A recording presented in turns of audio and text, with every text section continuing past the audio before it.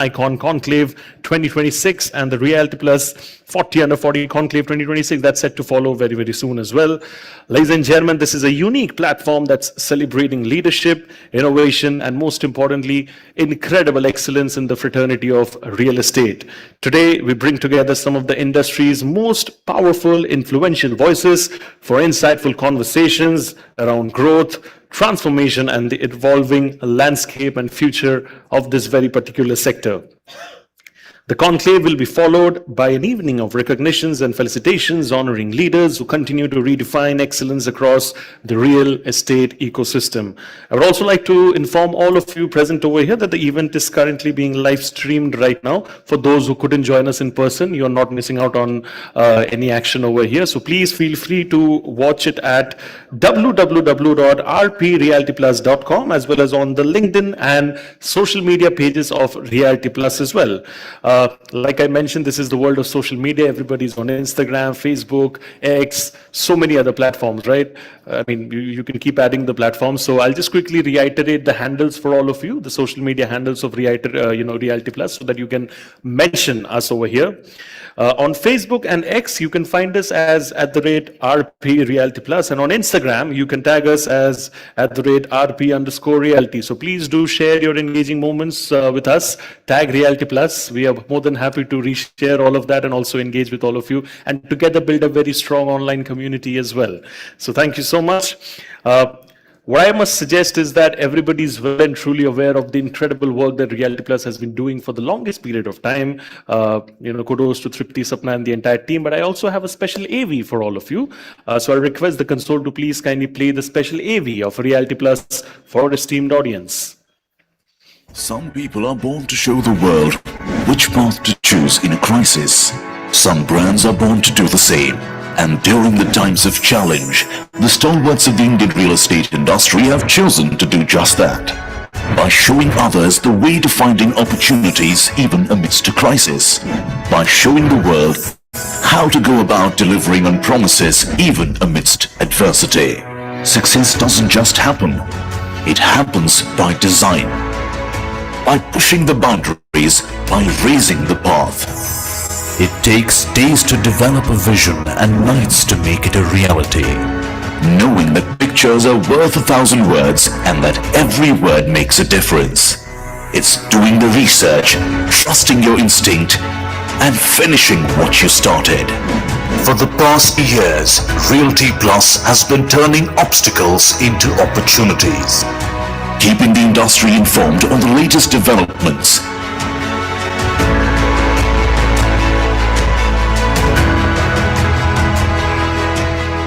innovating to inspire debates and discussions,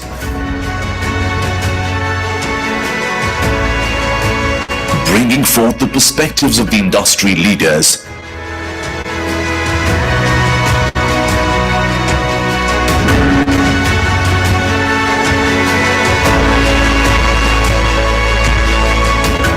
honoring hard work and achievements,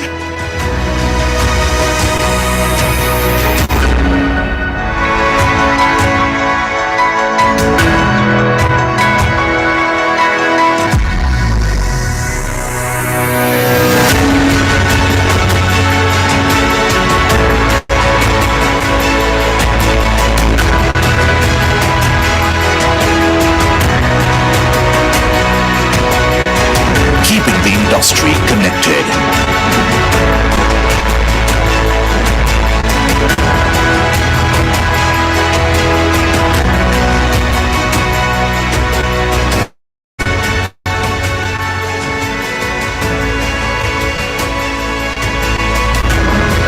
This is what we are built on.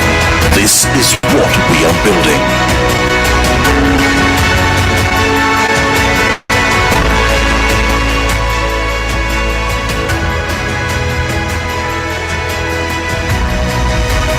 We are Realty Plus, and we lead the way. Ladies and gentlemen, can I request all of you for a thunderous round of applause for all the great work Realty Plus has been doing for the longest period of time. It showed that we lead the way. They truly have been leading the way. Consistency is what defines their passion and dedication towards this craft. So once again, a big round of applause to Tripti Kedia, Sapna Srivastav, the entire team of Realty Plus. We all believe in the fact that India is a land of culture and belief, and of course, no event or no, I would say, beginning is genuinely possible on a successful note without the blessings of the Almighty, right? So what we are going to do right now is we are going to be doing the inaugural lamp lighting session with the blessings of the Almighty with the Ganesh mantra. So I'm going to be requesting some really special individuals to please kindly join me on stage. I'm going to request Dr. Anurag Batra, Chairman, Editor-in-Chief, Exchange for Media and BW Business World Group, alongside Ashwinder R. Singh, co-founder, BCD Royal, Chairman, CII Real Estate Committee and Advisor to NAR India, Ms. Charu Thapar, Executive Vice President, Head Operations and CRM Office, India, Brookfield Properties, Dr. Sunita Purushottam, Managing Director, GBPN, India, Ms. Reshmi Panikar, Executive Director, Land Services and Residential, Knight Frank, India, Ms. Nidhi Marwa, Founder and CEO, Ananta Karma Tattva India Private Limited, and Shefali Singh, Managing Director, Divya Street Developers. Can I please request all of you to join me on stage together for the lamp lighting session? Thank you so much. And can I request the audience to give them a big round of applause for the same? And also, of course, goes without saying, I'll also request Tripti and Sapna to please join. Batra sir has already said that, so. Yeah. Also, Prasad Sharma ji, if you can please kindly join us over here on stage as well to do the honors for the lamp lighting. Thank you so much. I'll request all of you to please join us and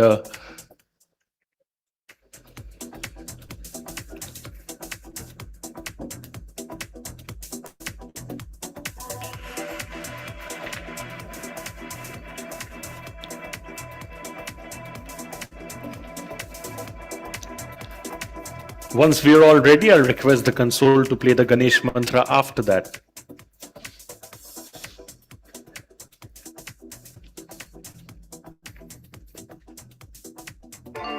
Vakratunda Mahakaya Suryakoti Samaprabha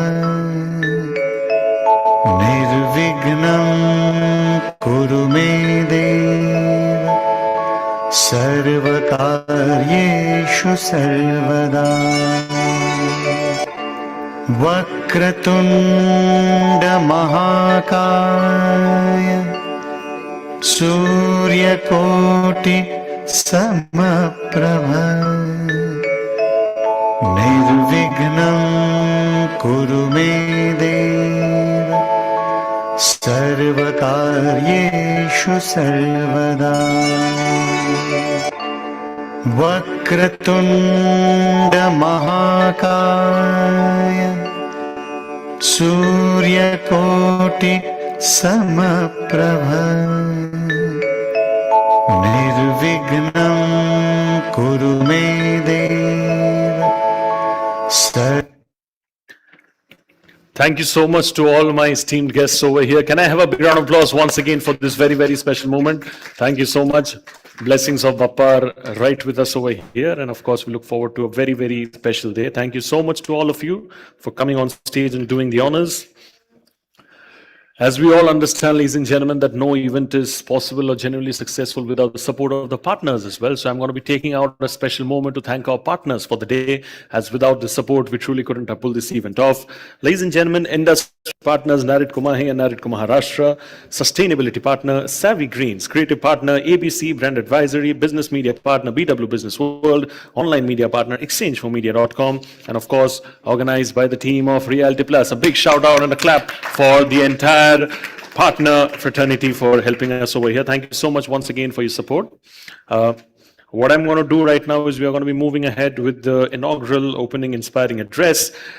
He's a pioneering media entrepreneur and visionary leader, the chairman, editor-in-chief of Exchange for Media and BW Business World Media Group, widely recognized for building some of the most wonderful and influential media platforms and industry communities in India, and he has played a defining role in shaping conversations across business, media, marketing, and leadership through impactful journalism, events, and very, very unique IPs, and of course, through his thought leadership initiatives and his irresistible dedication and passion towards whatever he does. Ladies and gentlemen, please give it up for the one and only Dr. Anurag Batra.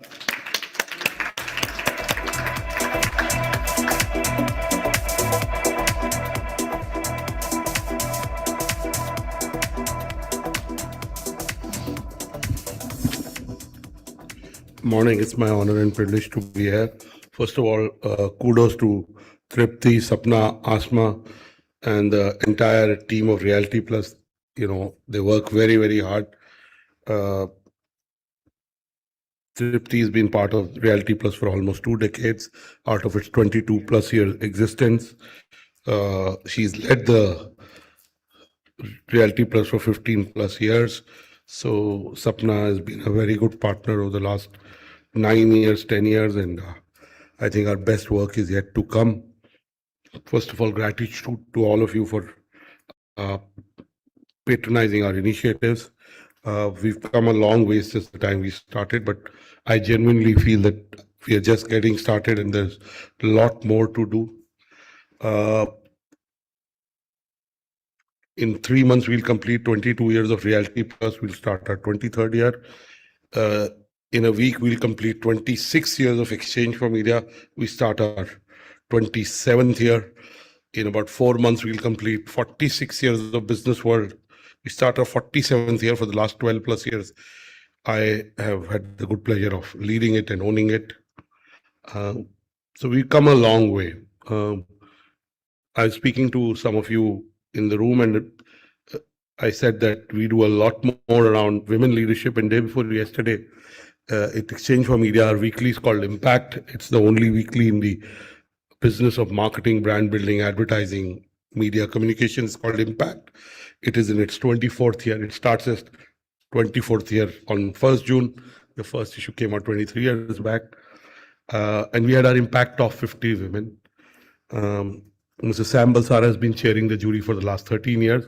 That process, Tripti, we do through a jury process, and it brings its own levels of credibility and even more pull. So maybe we should do like we do jury for everything else, do a physical jury process. And I can tell you the kind of pull it has. Lots of my friends from the media advertising marketing industry and the business world, I can say that I started as an entrepreneur when I was 28 and a half. I've come a long way. So I have lots of relationships which have helped me build our community. And I don't think of it as a business. I think of it as a community, fraternity. I rarely say no to anyone if I can do anything big, small. And a lot of people call me. I have to tell you, I won't be able to take her name, but she's like an older sister to me. She's a global CMO of a very large company. And I was in Goa and she texted me that, she wants to talk to me. And then she talked to me about her enhanced responsibility and so on and so forth. And then I said, are you coming to the Impact of 50 Women? She said, yes, but every year my name is in between 40, we rank. So it's not just a 1 to 50 list, everyone we rank. And otherwise, what's the point in bringing out a list? Okay. That's how I don't bring out the Realty Plus list. It's brought in by Sapna and Tripti. Nor am I involved in Impact's top 50 women list. But yes, I did set up the process 13 years back, and I'm not hands-on in that company at all. I don't even show up for all the events.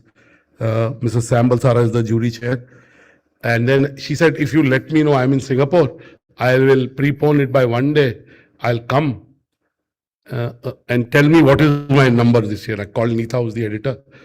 And she said, she's not in the list. And I asked, why is she not in the list? Like, I was given some reasons. And okay, can't do much. I haven't called her. Since then, I will call her and she's in Bombay this week. I'll meet her. And maybe another 10 senior leaders, some CEOs and MDs, some CMOs, who called me in the last 2 months saying we want to be in the list. And I said, I can't do much except shortlisting from the 400 people who apply. We show 120 names to the jury. I can do that. But beyond that, I cannot do much because we do it through a jury process. So we did that list. This year, the number 1 on the list was Miss Preeti Lubana. She's the country manager of Google in India. She's a banker. I met her for the first time. Her boss is a very close friend of mine, Sanjay, who is now the APAC CEO. And I met her formally. I don't know her. I haven't met her before that. And, Hepzibah Pathak of Ogilvy was number 3. And I know this because, Nawal and Neeta run it past me saying, are you okay? If you have any suggestion, we'll tell Sam. But 99.99% I don't have, right? And whatever I have, it's more structured. So I think we do our bit. We started it 13 years back. We do our bit to be able to, women have come a long way. I grew up in old Gurgaon, not the new Tony DLF Gurgaon.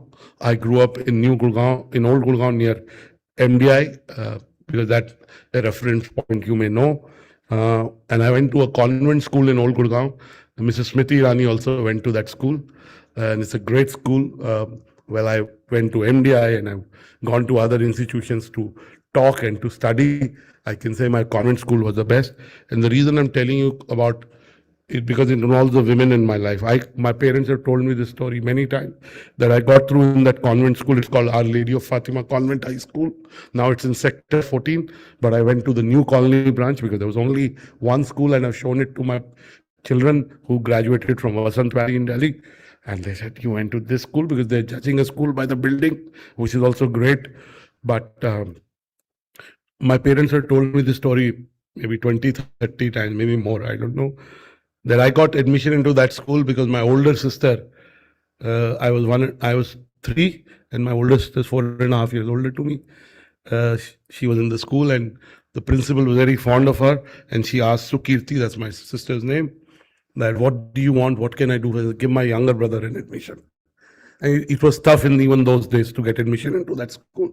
And whatever little I've learned is because of that school. In my media industry, there are many CEOs in the corporate world, like Kishore Chutani, who's now the Haldiram CEO. He was at Dabur. He's from my school, and I can go up. There are many people from my convent school. Of course, KC went to IMT Ghaziabad.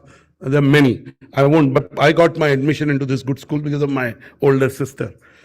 I work very, very hard. Prasad is on my board on Business World. He's an entrepreneur here. Now he is building a company in the hottest sector in the world, which is the tokenization of assets. Even real estate is one domain. And I was with him until 10, 11 p.m. And then I went to sleep at 1, and I was up at 7 working again till 9. And a lot of people ask me, why do you work so hard? People who work with me, people who are my friends. And somebody called me, the CEO of a media company. He was saying some good things to me in the morning, and I was grateful to him. I work hard because I saw my parents working very, very hard. I saw my mother, who's now in heaven. She passed away 19 months and 4 days back. I remember from the time I was 6 years old, my mother was a principal of a government school in Sona. I used to go on a Haryana Roadways bus with her school. Some days she'd take me and my sister. And I saw her, she would get up at 5:30 a.m. And we never felt a paucity of anything in our life because of our parents, but more so because of my mother, because she would work so hard. And because she was in a school for the longest period, she'd be back by 1:30. And when me and my sister came back from school, she'd be there. Subsequently, she went to SCRT. She became a deputy director in Gurgaon, which is on the Court Road, or, I don't know what. So I saw my sister, my mother working very hard. My wife is also an entrepreneur, and she studied at IMI. I see her juggling roles. My kids have done well because my wife has really spent much more time than I have. And I feel anybody, a man or a woman or a child, if they have emotional stability at home and their base is right from a family standpoint, I think they make better human beings. They accomplish more. I have done well in my life because of my sister, my mother, and my wife. My daughter is 22 now, and young people are busy. She's busy, but I'm incredibly proud of her. In fact, Realty Plus and my daughter shared the birthday. They were born on the same day. And my wife still reminds me that after she was born, you went for the launch of Realty Plus. But the launch was planned before, and Pratna came 1 or 2 days before. Now, I want to show you the glimpses from the Impact of 50 Women Sagar. This is day before yesterday. You've given my presentation. This is Oh, a lot of women were there. Sam was there. This is in the end, and that's Naval, my co-founder. Miss Manisha Verma, who's the additional chief secretary, she's in the sari. She was our guest of honor, and she shared her journey. She joined the IAS in '95. She joined Danix in '93, and she shared her journey. And we had a lot of new women, and we rank. So it's not, and that's Preeti in the center, Sam, Manisha ji, and a lot of Anita is our editor. She's been with us for 11 years, does an incredible job. And I told Nita and Naval that we should do it for entry level women, because one of the biggest things doing list serves is it provides role models and aspirational leaders for younger people to follow. I think that's what we are doing in Realty Plus. I started my career after India in real estate services sector. I was part of the startup team of Collier Jardine. I worked for almost 4 years in real estate sector before I joined advertising, and that's where I thought of the idea of exchange for media. But a lot has changed in the last 30 years. There are many more women in leadership positions in real estate, but too little. I am an optimistic person. I feel whatever progress must be celebrated, but we must be conscious of the fact that we have a long way to go. What happens in the Indian real estate sector is also in some way reflective of what is happening in the overall business sector. Today, if we take the stats in the overall business sector, women in corporate India make up almost 23, depending on what number you take, not more than 27%. Okay. But some people believe it's 24%. But as you know, there is a leaky bucket phenomena. As women go up in their career, some women drop out because they want to focus on their children, their families. While entry-level hiring sits near 37%, female representation drops sharply to just 14% in key managerial positions and only less than 5% at the CEO or MD level.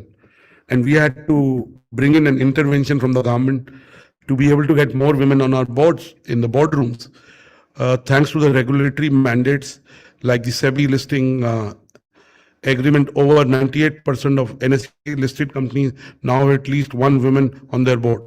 Though women directors still only contribute about 17% of total board seats.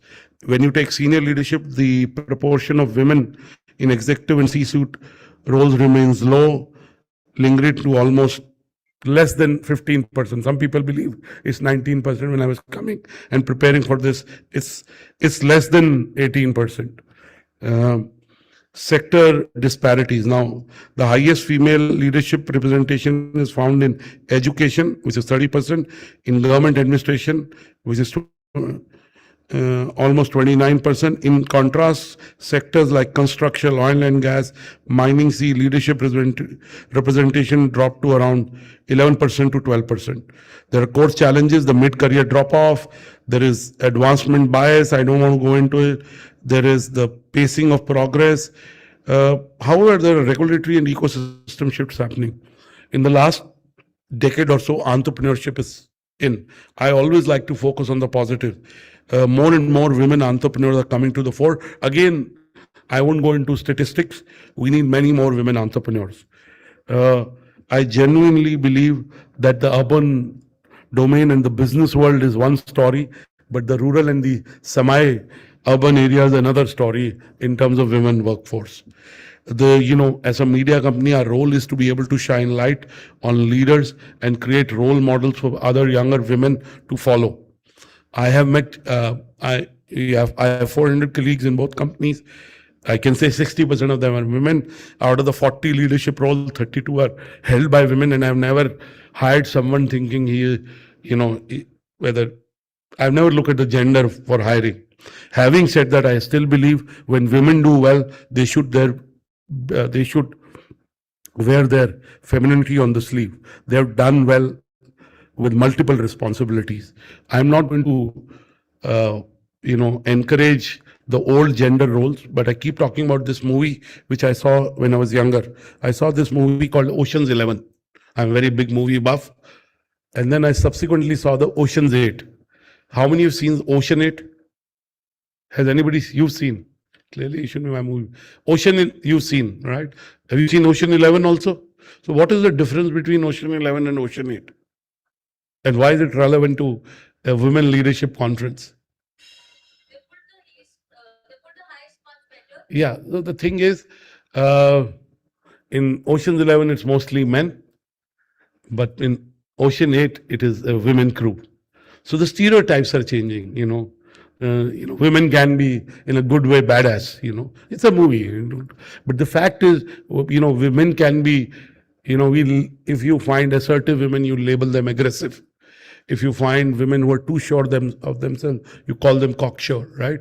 I think women can be soft and aggressive. And I have seen my mother, I've seen my wife, these two people, I can definitely, they are really tough, right?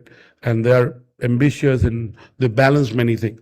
The reason I'm saying is we have to change, stereotypes. Today, women don't fit into stereotypes. I also want to say that we give ourselves too much success, too much credit for our success. I read a lot of books. I also curated India's largest business lit festival. We'll invite you to that. It is the only one, also the largest business book prize, 60 lakhs for 3 books.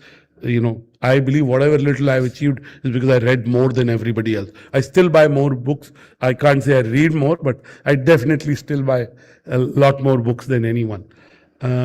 I read this book called The Fluke. I keep referring to it. I read it 2 weeks after my mother passed away. I was at home. And it's written by a social scientist called Brian Klaas. And it basically says that life is a lottery, which we know. But he says, fluke means in Urdu, tukka, or luck, chance, serendipity, preordainment, prarabdh, whatever you want to call it.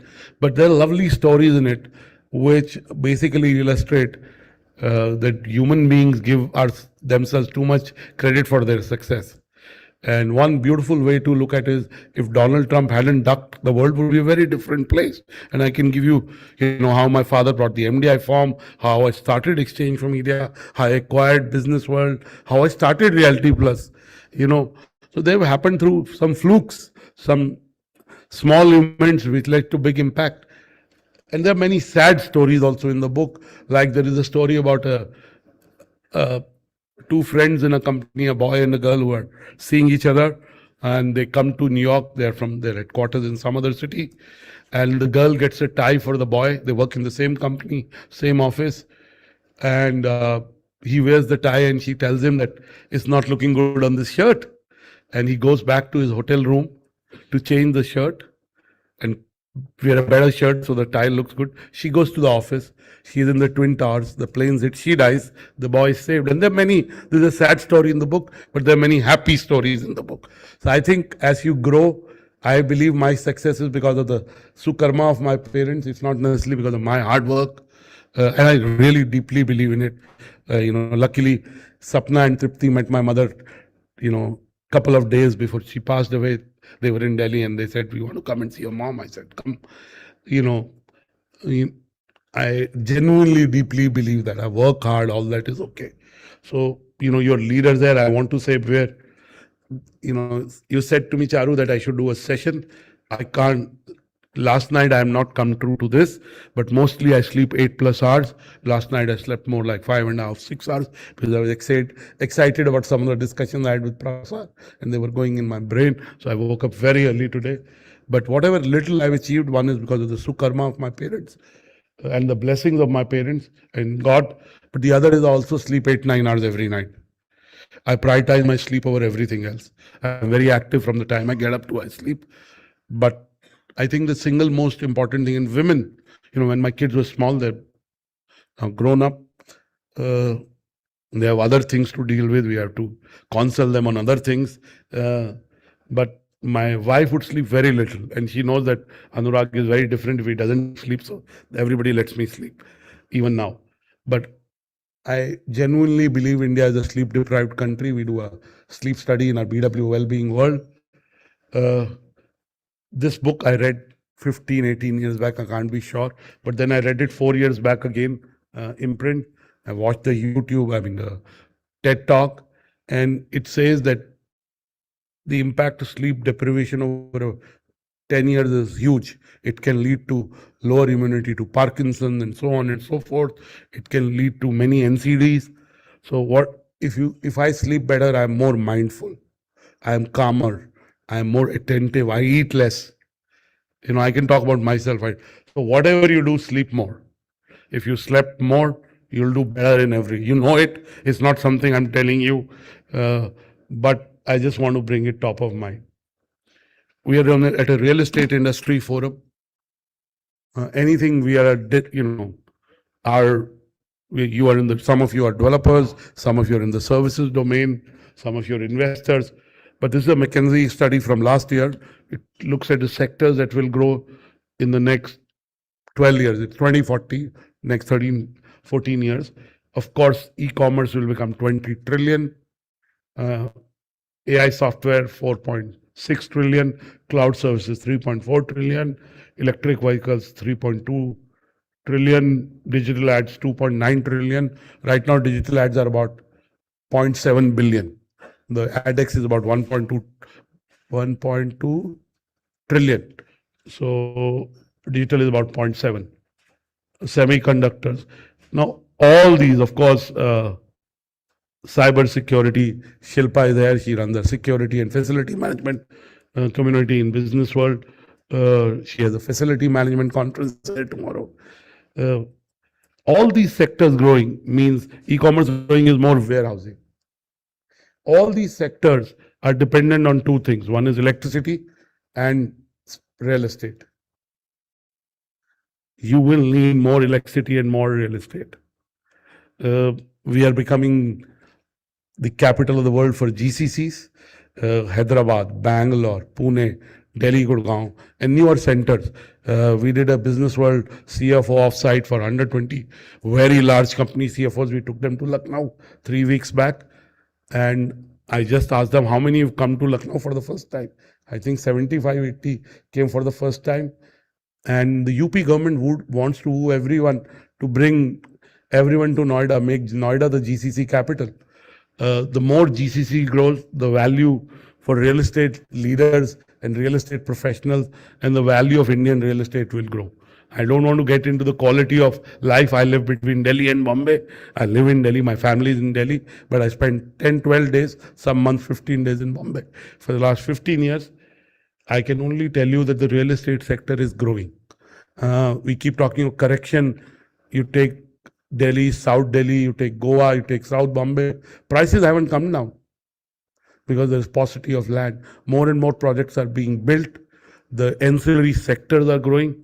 Of course, the last 2 months, there are inflation issues. The cost of raw materials in construction has gone up. I mean, it's the hottest summer, but 16% of the input cost in the air conditioning domain have gone up. Copper too, I can go into. So all those things are there, but the Indian real estate sector is going to grow. It is going to produce more billionaires than any other sector. I love books. This is a book I'm reading for the third time. I don't do that. It says that you can rewire your beliefs and if you rewire your beliefs, you can become whatever you want to. A better version, can be thinner. I'm not sure about hair, Ashwinder, but rest, and I don't feel a need. I mean, it saves me time. My wife has such long hair. But this is a lovely book I read. My driver made it wet, so it's a photo I took on my phone, but it has a better cover than it looks there. It's one of the nicest and, a deep book I've read from Nirayal. If I can subconsciously reprogram myself, I would be able to do even better. I want to end by saying the three biggest issues, because you're women leaders and women have incredible strength. Last week, our Prime Minister was in Italy. He met Giorgia Meloni, that's her name, sorry. I'm sleepy, and she has an incredible story. When her mother was pregnant, her mother took her she was in the womb. Her mother wanted to abort her. She went to a abortion clinic, and then for some reason, they decided not to abort, and she was born.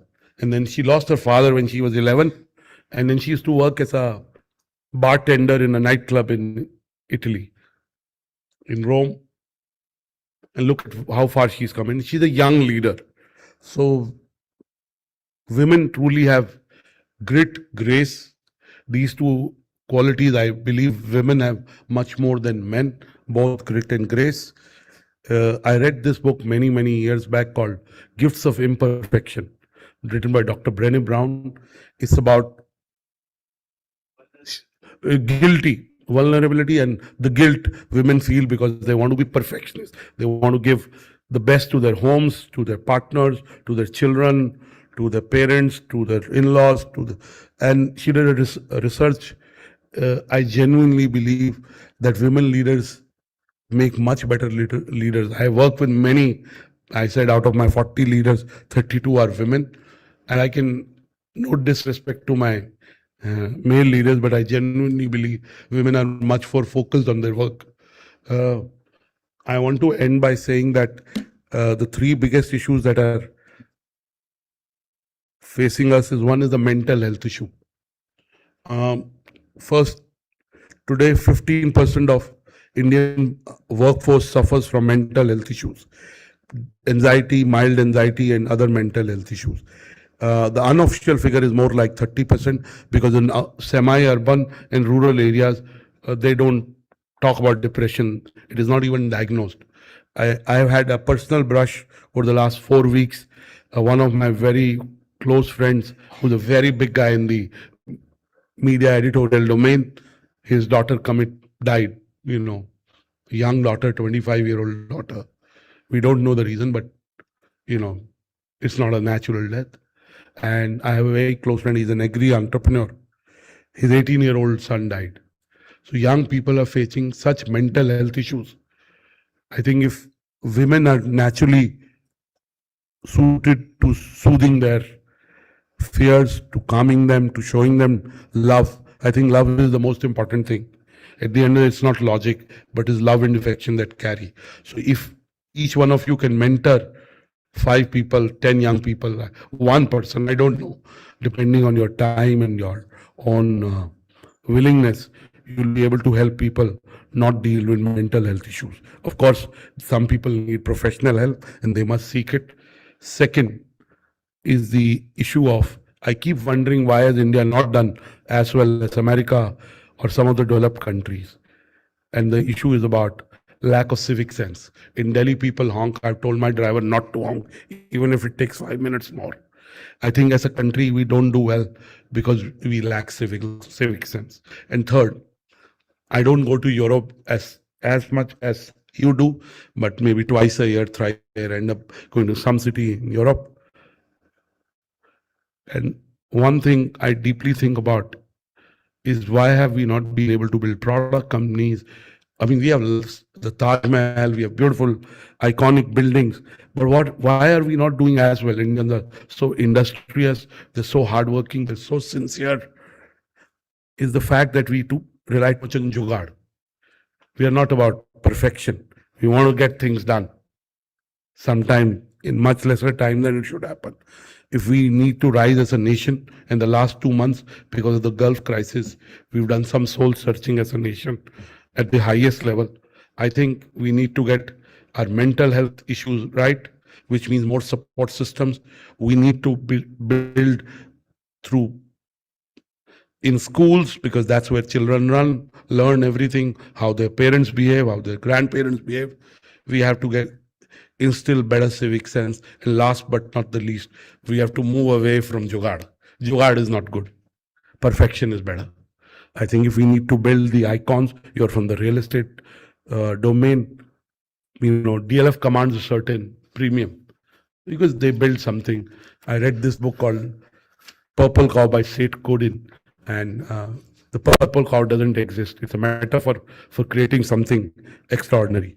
If we want to have a better quality of life, we want to build icons, we want to have premiums, we want to build wealth, and we also want to create beauty. Because real estate is not just about utility, it is also about beauty.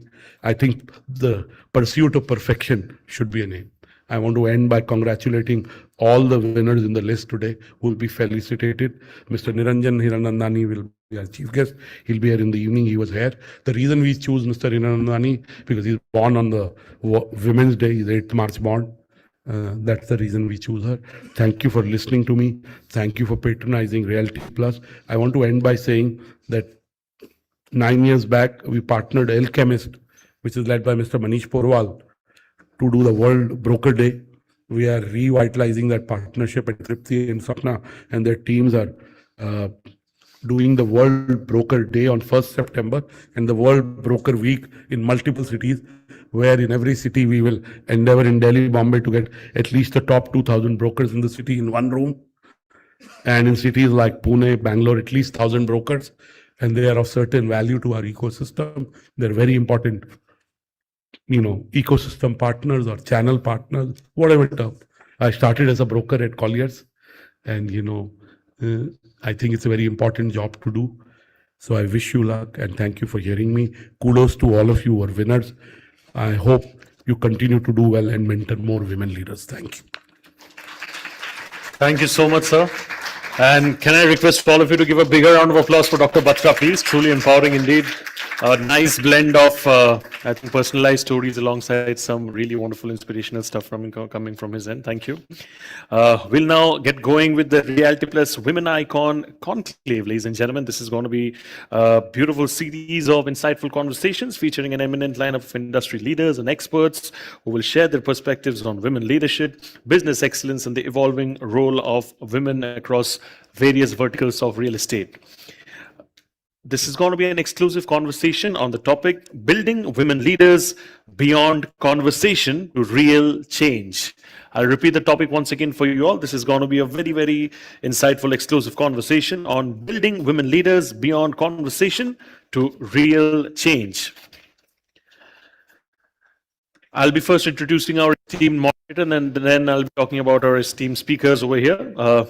My moderator over here plays a key role in shaping policy and reform across India's housing and infrastructure sectors. He's former CEO of JLL Residential and Rock and Bhartiya Urban, and is also the author of 3 best-selling books on real estate: Master Residential Real Estate, Master Commercial Real Estate, and the A to Z of residential real estate, all of which have reached #1 on Amazon India. That's a great achievement in itself.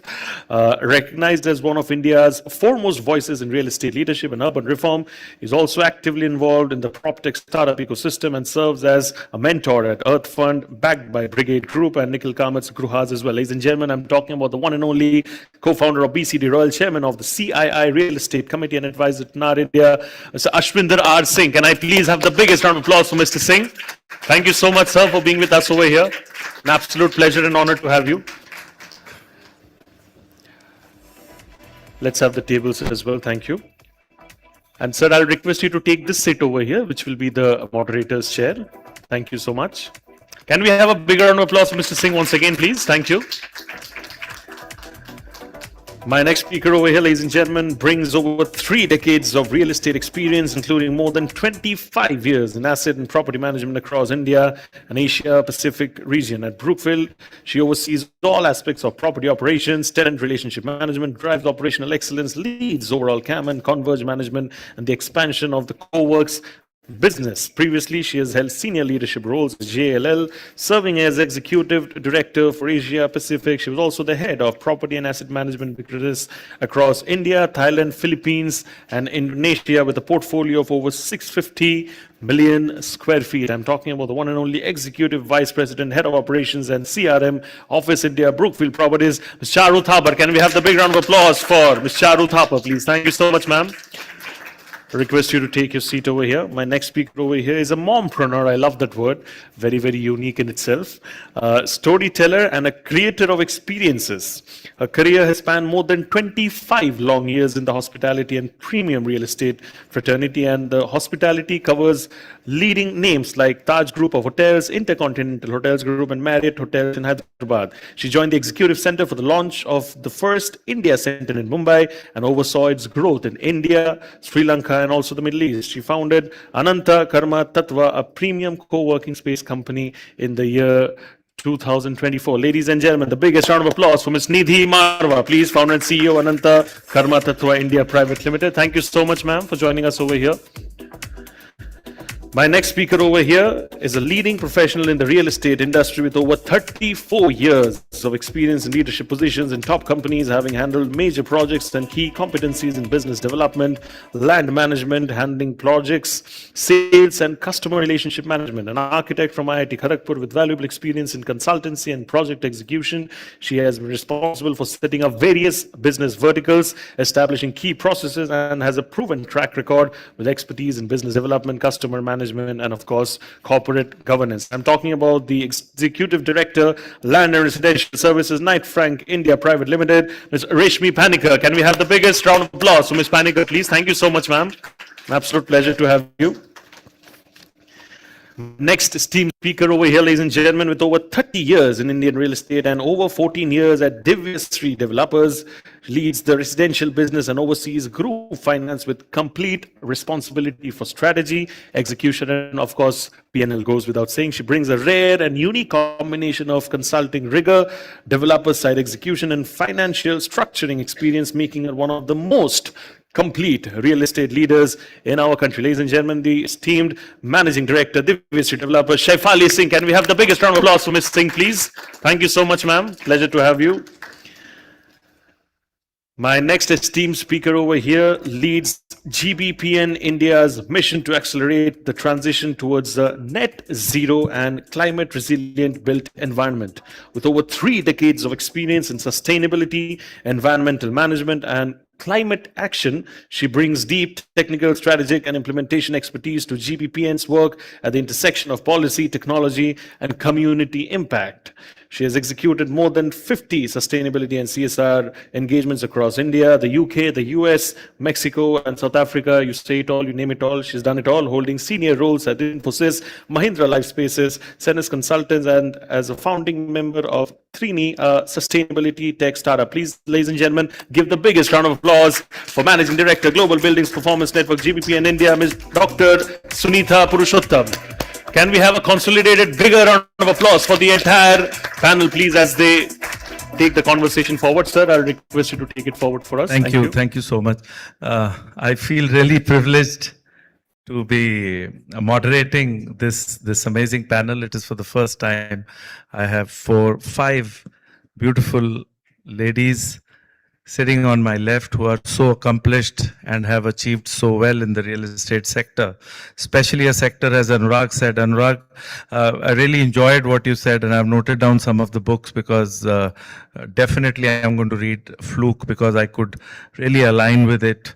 And so it's really an honor and a privilege. Before I quickly start, and we're going to have a very,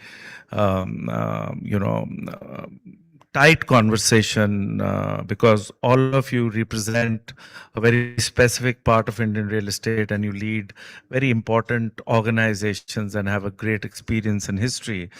There are 3 ladies in my life who've played who I kind of wanted to talk about, and in my life means they can be inspiration also. Number 1 is, of course, my mother. My father died very early, and I was 19 when he died, and I was brought up by my mother, who was only 49 at that point in time. My father was a legendary army officer who supervised the surrender of arms in 1971 war in Bangladesh. His picture comes every year on Vijay Divas. And we lost him in Cambodia in a UN peacekeeping force when he was only 56. And I was, and my elder brother, who's 9 years elder to me, was in the US. So I was single-handedly brought up by her, and I was not an easy child at 19. And I used to miss my father a lot. And because of that, I think wherever I am, I would give a lot of credit to her, and I lost her, some 8 years back. Number 2, not because I'm on this stage, but one lady who really inspires me with her hard work is Tripti Kedia. I truly look up to her because she is one lady who is working 24/7. I have been working with her closely as a client now for the last 10 years or more. but the kind of passion, focus, relationship orientation, and her ability to say no, and her ability not to please everybody and yet to get her work done is fantastic. We should give her a big round of applause, because today, whatever Reality Plus is, and as Anurag said, a lot goes to her. And the third lady whom I take a lot of inspiration from is Jacinda Ardern, who became the Prime Minister of New Zealand at the age of 37. And she demonstrated what actually emotional strength and empathy can do. And she was there for 5 years. And what she did was phenomenal. And if you people have not read about her, there is also a documentary about her. You should definitely do that. Obviously, I've had lots and lots of lady colleagues. Charu's been one of my colleagues at JLL, and there is so much to learn. What I've realized over a period of time, because I've been in a CEO role for more than a decade now, across multiple different industries in real estate, men are trained in leadership mostly through their leadership is more authoritarian. But I have learned that women lead by awareness, and the more you study and the more researches that come, when awareness kind of joins ambition, and I have goosebumps right now when I'm saying that combination becomes lethal.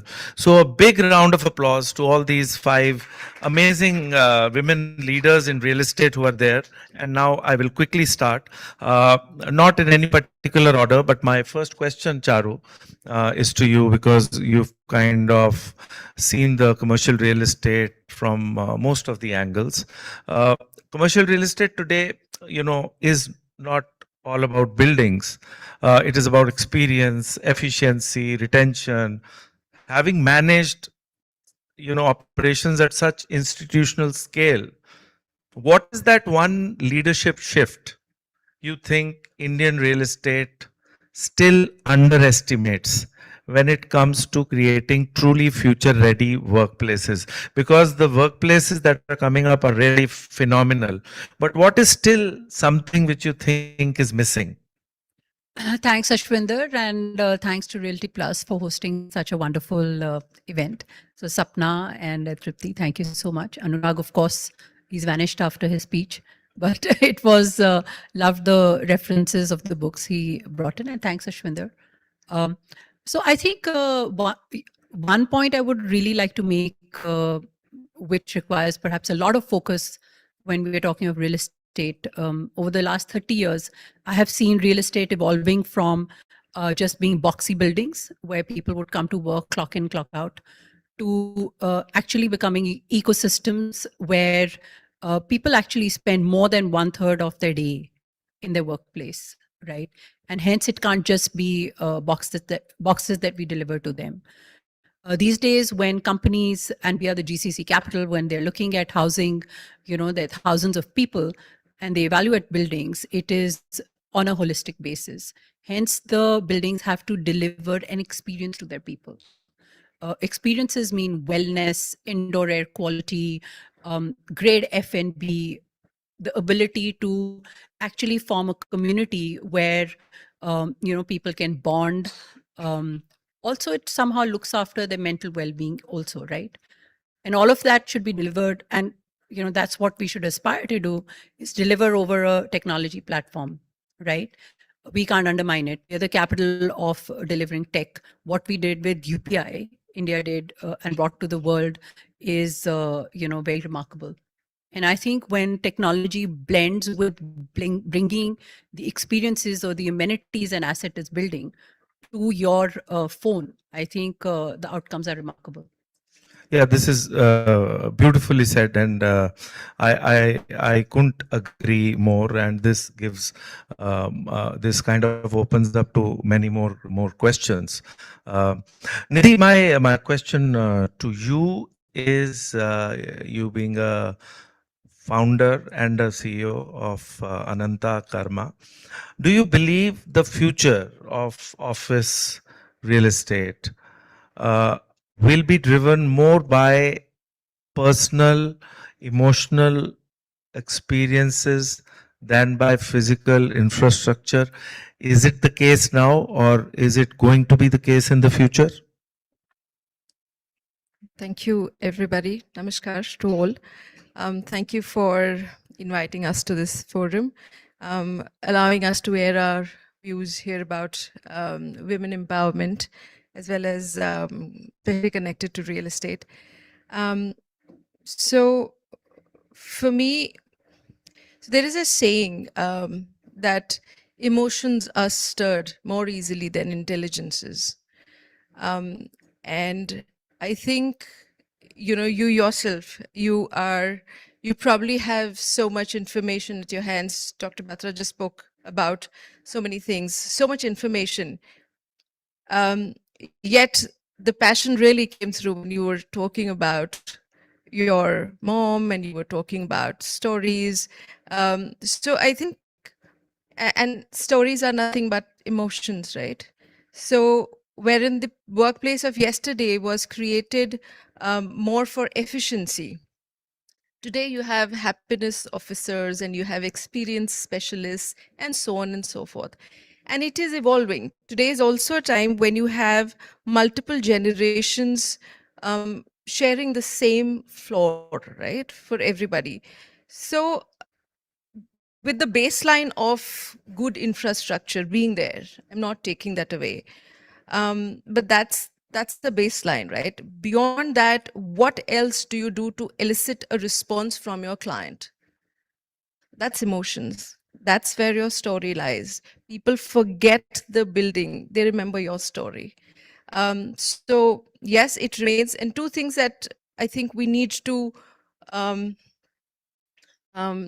bank upon is jigyasa and jugalbandi. So the jigyasa, or the curiosity, is to learn what is new and to include that, to go back to our roots and understand the science of it all and include them as we are building our real estate.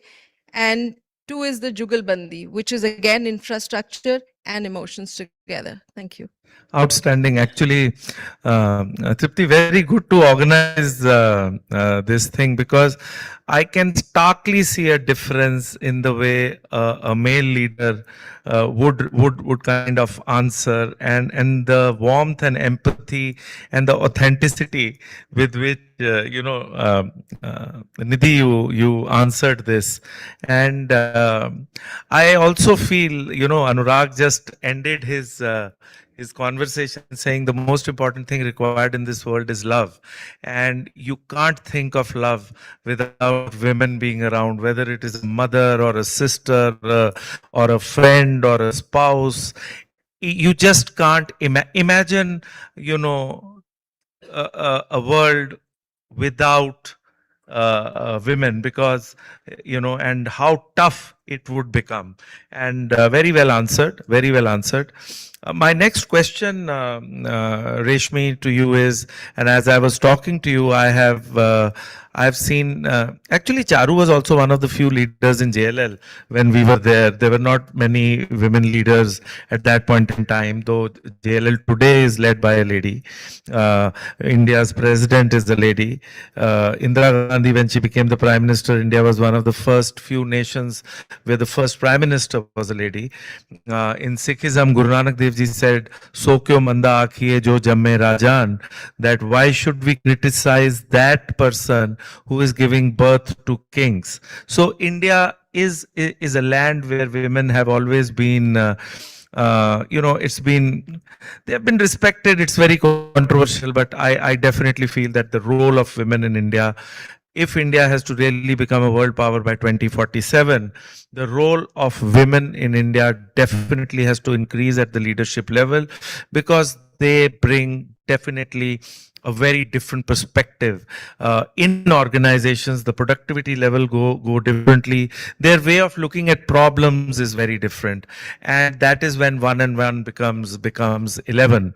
Reshmi, my question is, what do you think the biggest disconnect today between the way cities are being planned and the way people actually aspire to live?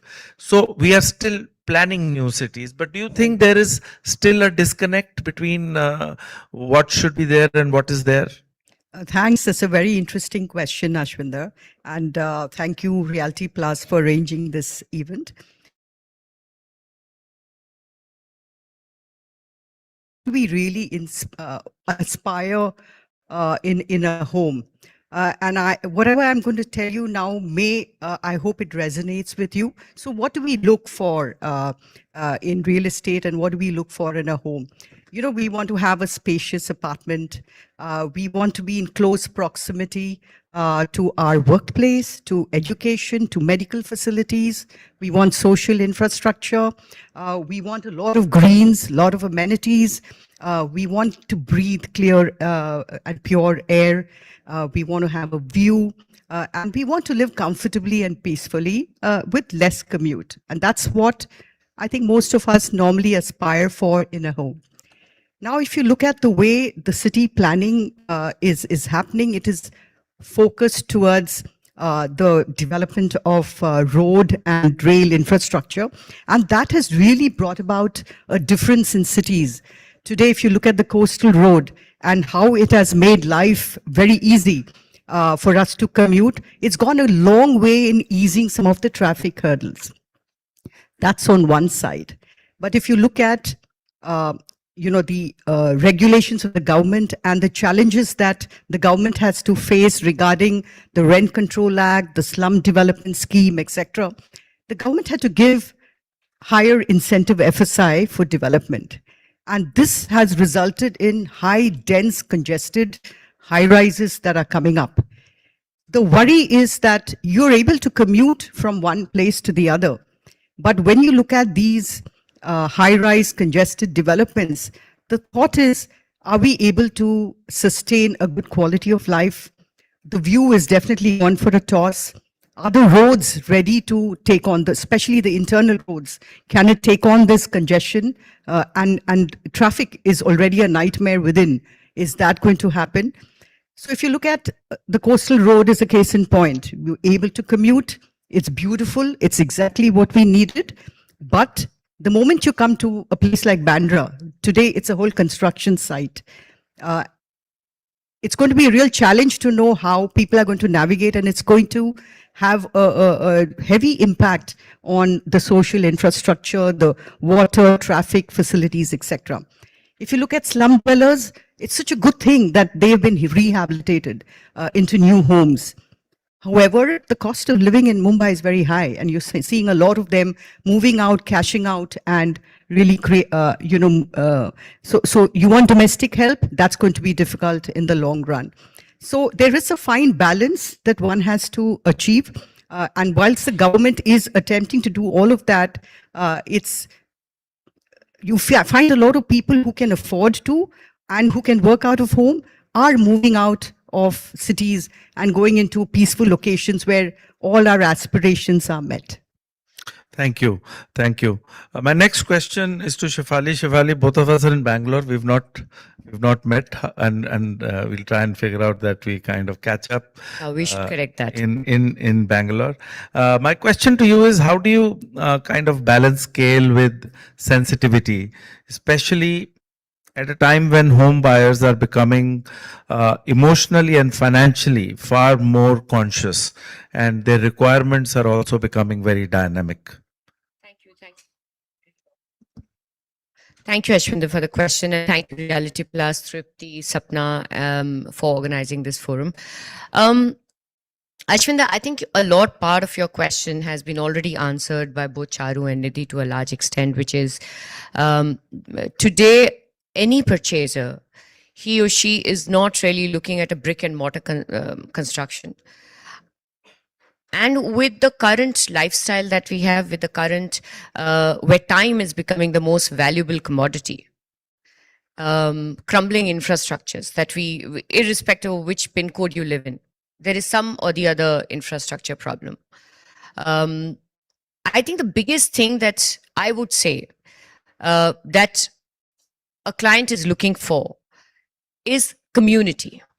Right now, that community can be based on the fund, is very personalized. What is it that you're looking for? right?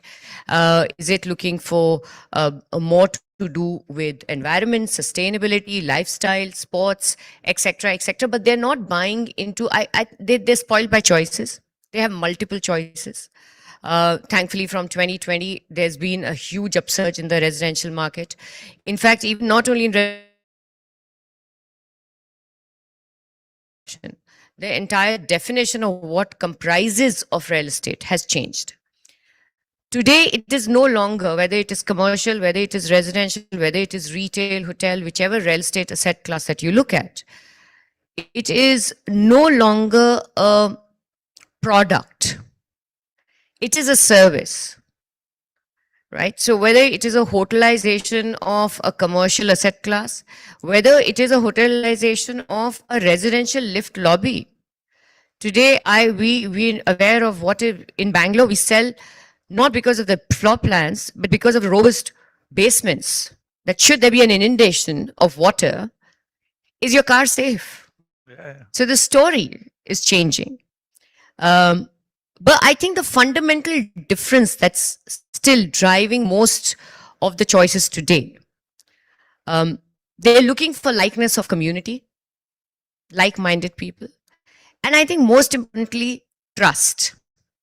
So scale is definitely looked upon. You make it into the top 3, top 4 of the choices of a purchase as far as a purchase decision is concerned.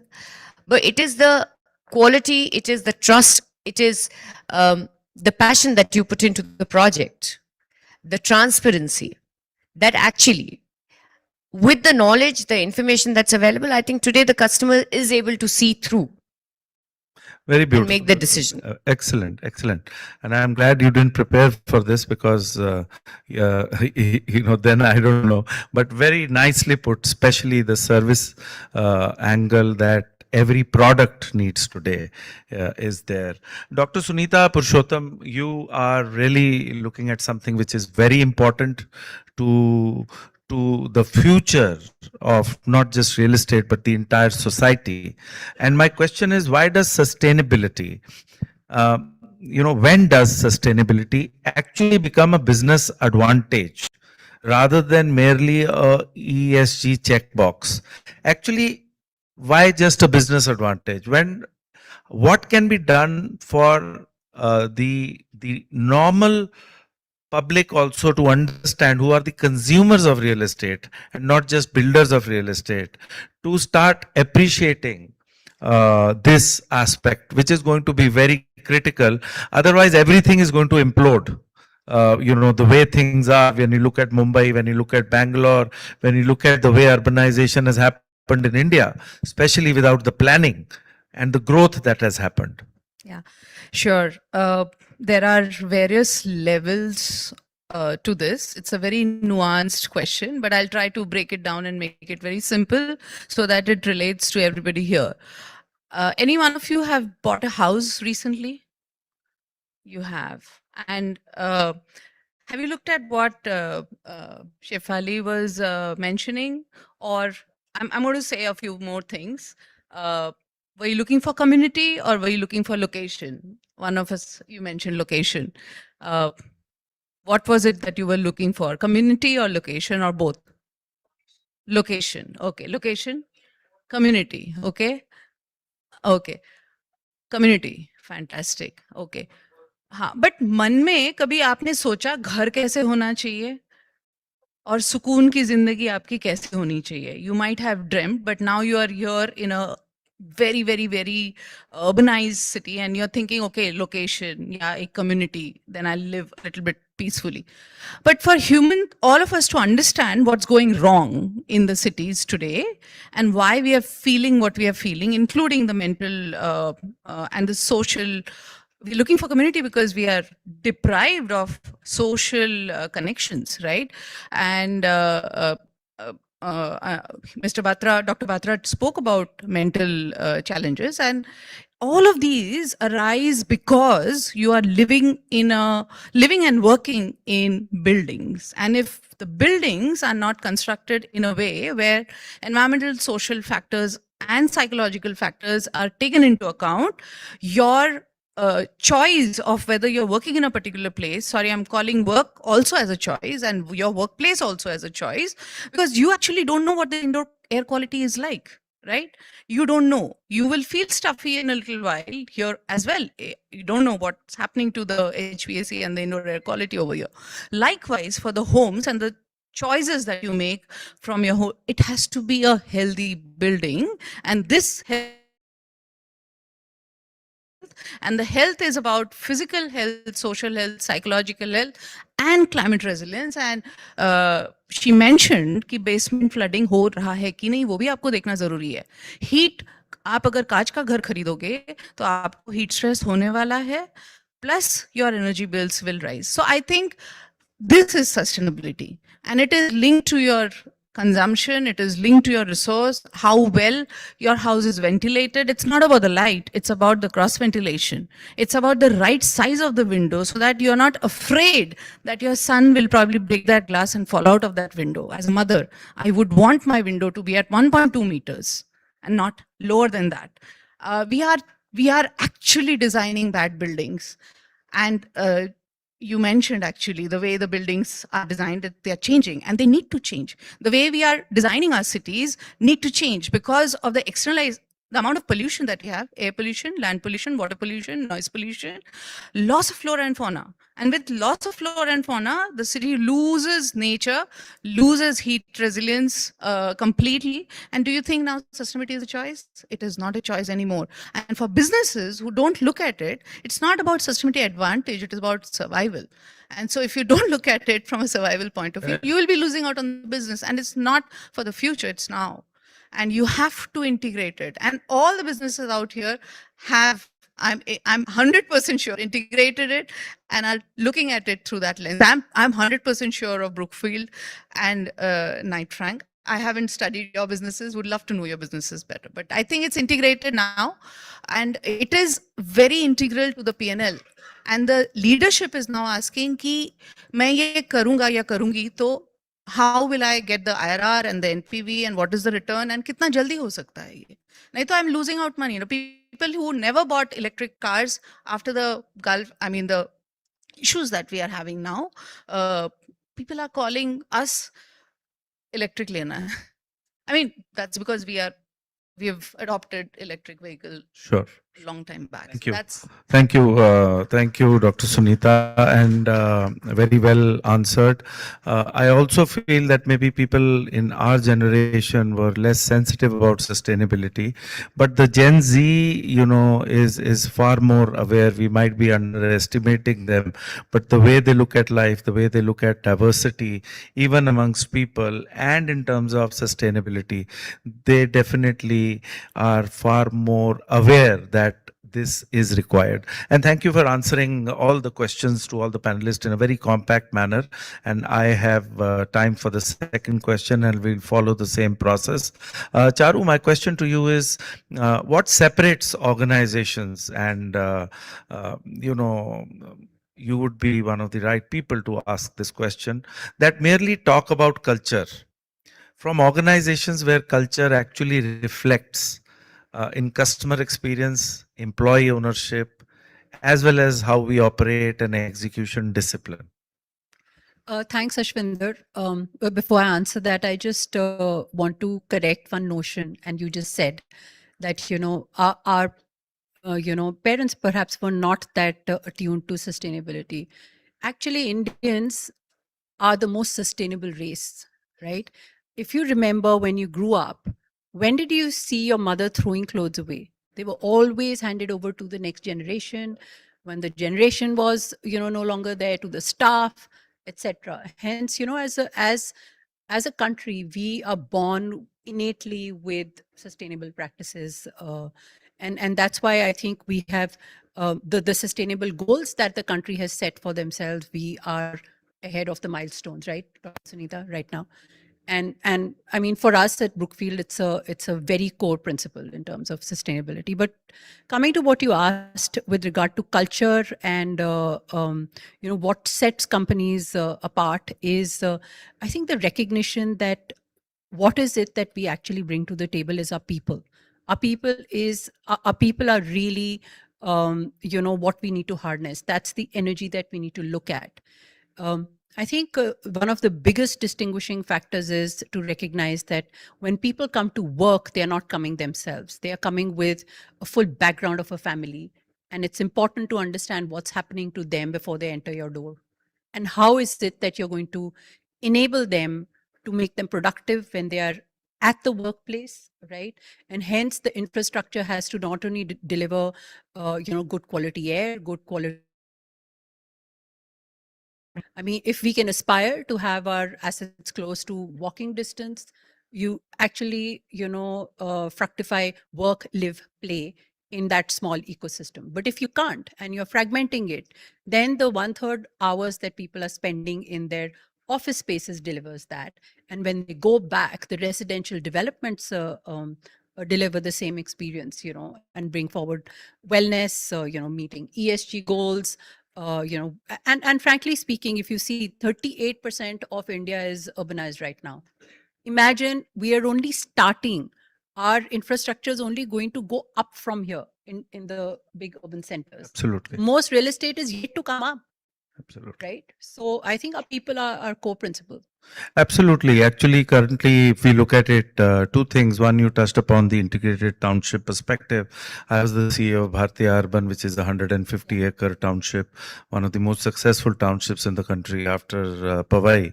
And it is all about walking to work, walking to school, walking to a mall, walking to a hotel. And our rental yields were 2 to 3% higher than any standalone residential society. And the capital values were also 10 to 15% more over a period of time, and especially after the pandemic. So you've raised a very important issue. I'm currently involved in another small 70-acre integrated township, and we see that is something that really people really want.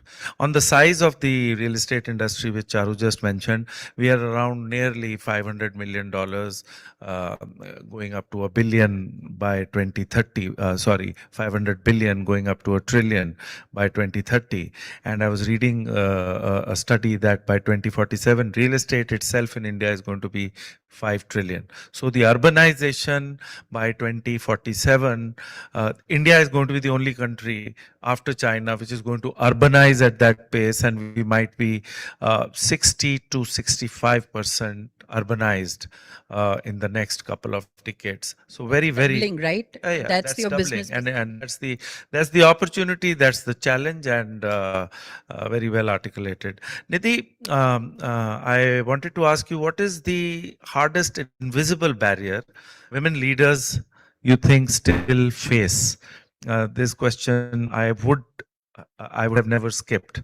And not externally, but internally, while moving from being a successful professional to becoming an institutional leader.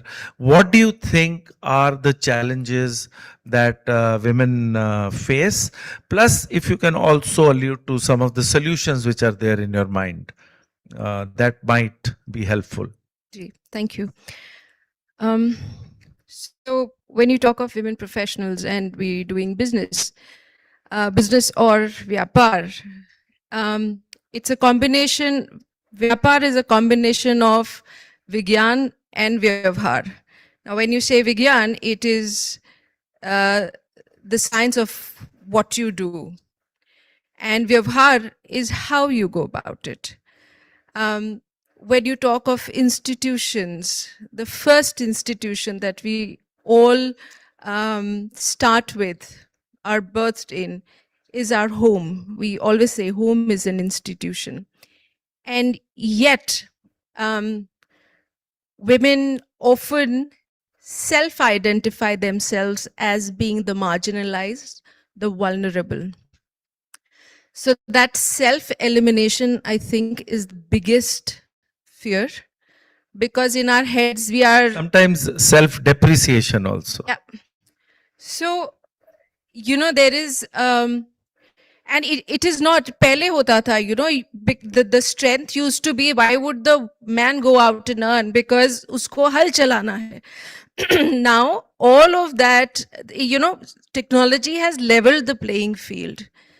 So the strength is no longer about the forearm, it's about the forehead. And you can see around yourself, right? The forehead strength is formidable. So that self depreciation, that self elimination needs to go. Give somebody else the opportunity to reject you, na Baba?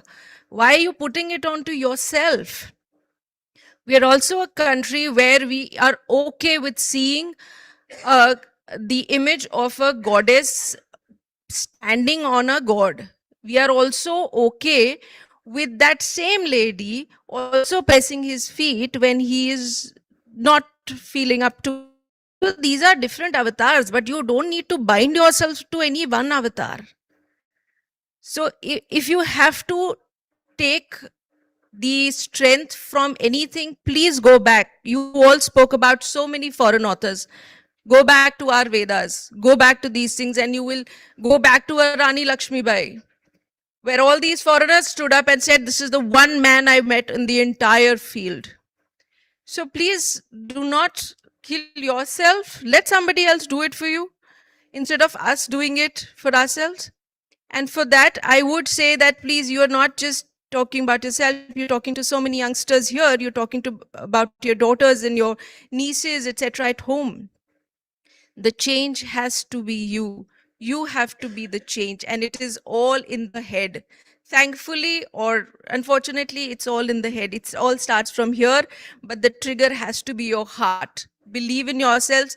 We also are a culture where we celebrate all our women. You know, if you know of the Sindoor Khela, etc., in all these things, we do celebrate women. So please make sure that you are, and Dr. Batra spoke about mentoring, but mentoring about business is one bit. Mentor them about how to navigate through life and the demands that everybody else places on them, and they feel that they are obliged to fulfill each one of them, and then perhaps they can arrive at themselves. So please, that has to be the change. It has to be a mindset change. It has to be a heart change. And that can be brought about very effectively by going back to our text, by going back into our culture, and reading our own stories, talking to the women who have made their own life a story. You know, Beti Bachao is very good. But not only Beti Bachao at birth, you have to give her a good shot at life to make something else, to re-script her story. No, absolutely. It's a very complex conversation. And India थोड़ा सो hypocritic society है. Because otherwise, the point that you have made, generally, I always feel that Vishnu is prosperity, Shiva is peace, and Shakti is power. And Durga or various forms have always been celebrated or worshipped because of power, not because of peace, not because of prosperity. So I think, and this country has that internal thing naturally there, and if we can harness this power, we can definitely not just become a developed country in the next couple of decades, we can become a pioneer, because culturally, women being an inherent part and an important part of the society has always been there. Like, Charu spoke about sustainability. कि जैसे हम पत्तों में खाना खाते थे, आप मंदिर जाते हो, गुरुद्वारे जाते हो, पहले से वहां पर पत्तों पे ही खाना होता था. There were no plastic plates. So very well said, and it all begins with ourselves, and we cannot be self-depreciating. We need to have that confidence. And once that confidence is there, I was in Citibank, and 50% of people way back 20 years back also were women. So I think we are on the right track, but I think it is the women that have to pull up first in their mind, as she said, and rest, I think everything will fall in place. Sorry, I just want to add on, because it's such an important Yes. topic that you brought up, and maybe what you said. I completely agree. It's in our heads. And I think women need to get away from that Shiro complex. Yes. To believe that I can do everything. Again, we come from a great culture. Joint families have been our cornerstay in the modernized world, even more so. Right? Ask for help. There are people out there who are waiting to enable you. Absolutely, right? absolutely. So, Actually, men are waiting to help women more in the workplace than women are waiting women to help. I mean, look at from policy perspective, buildings have to have creche to enable working women. You know, a lot of the workplace policies enable women with regard to, you know, different types of leaves that you can take. And I don't think people should hesitate to, you know, take advantage of what comes your way. Yeah. Reshmi, do you believe leadership in modern real estate is now shifting from aggression to intelligence? Exactly what Nidhi spoke about, that the power of the mind. And if you can quickly just delve Surely. more upon it. And No, then we can- absolutely. There has been a structured shift from promoter-driven companies to institutions run by professionals, having access to institutional capital, and also creating a long-term brand, for themselves. And this has been really brought about by a lot of factors. One is RERA, which has really brought about a lot of transparency, accountability in the system. It's no longer my way or the highway. It's about delivering accountability and transparency. And that has greatly moved the kind of decision making that happens in modern real estate. The second part is because of these huge developments, there's also been a consolidation of developers because of RERA. And the fact that because of these huge developments, you need access to institutional capital. And that can only happen when when you're accountable, when you're transparent, when you have solid balance sheets, and you are creating processes and systems which will outlive you. If you look at CRM and sales, all of these are now heavily relying on AI, tech, digitization, and operational efficiencies. And this is a must. So you are seeing that structural shift that allows for developers to last a lifetime. And it's no longer a fly-by-night operator that is doing small buildings. It's all about scale, size, access to institutional capital, and building a brand so that people can trust and invest in you. Thank you. Thank you, Reshmi. Shafali, my question to you is, what actually creates lasting leadership credibility, according to you, in real estate?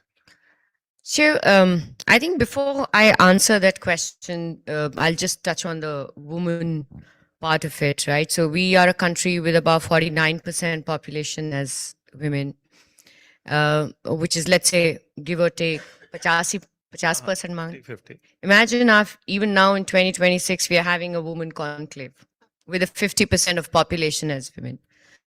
That's surprising. And I completely agree with what Charu said, that it's not that we need that change or we needed reminding that women are important or there's equality, there's sustainability. That's been our lifestyle. But I think somewhere around the development journey of growth, we forgot the difference between being Western and being modern. Right? They're two different concepts. We became too westernized when all we needed was modern technology, adoption of modern way of thinking, which is modern as a word, is new way of thinking. It is not essentially copying or imitating. Now coming to your specific question about leadership. So, my daughter goes to a school and they have, their motto is 3-word motto, which I think is very well thought of. Of course, it's run by a woman, so I'm not surprised. I'm sorry I'm bringing the woman channel there. But it has grit, grace, honor. Right? And to me, that is an amazing synopsis of how any leadership, agnostic of gender, being there, being honorable about mistakes, about failures, about lessons being learned, and being graceful about acceptance. I don't know whether, and I'm not saying it because it is a women's conclave, but You're safe. But We promise you. But do you think integrity is something which is higher in women? It's a very sensitive question that I'm asking. I would Is say it a that gender specific thing? no. Have you seen that, it kind of works like that? So my view is it's a human core value is not gender dependent. Kindness, consideration, integrity, and you can just talk about so many things. No, because you spoke about honor. That is what. No, honor is what different. I came mean, to in my this, the mind. context that I was talking about, honor is very different. It is honor about how you conduct yourself, how you can stand up and say, yes, it was a mistake. Very nicely answered.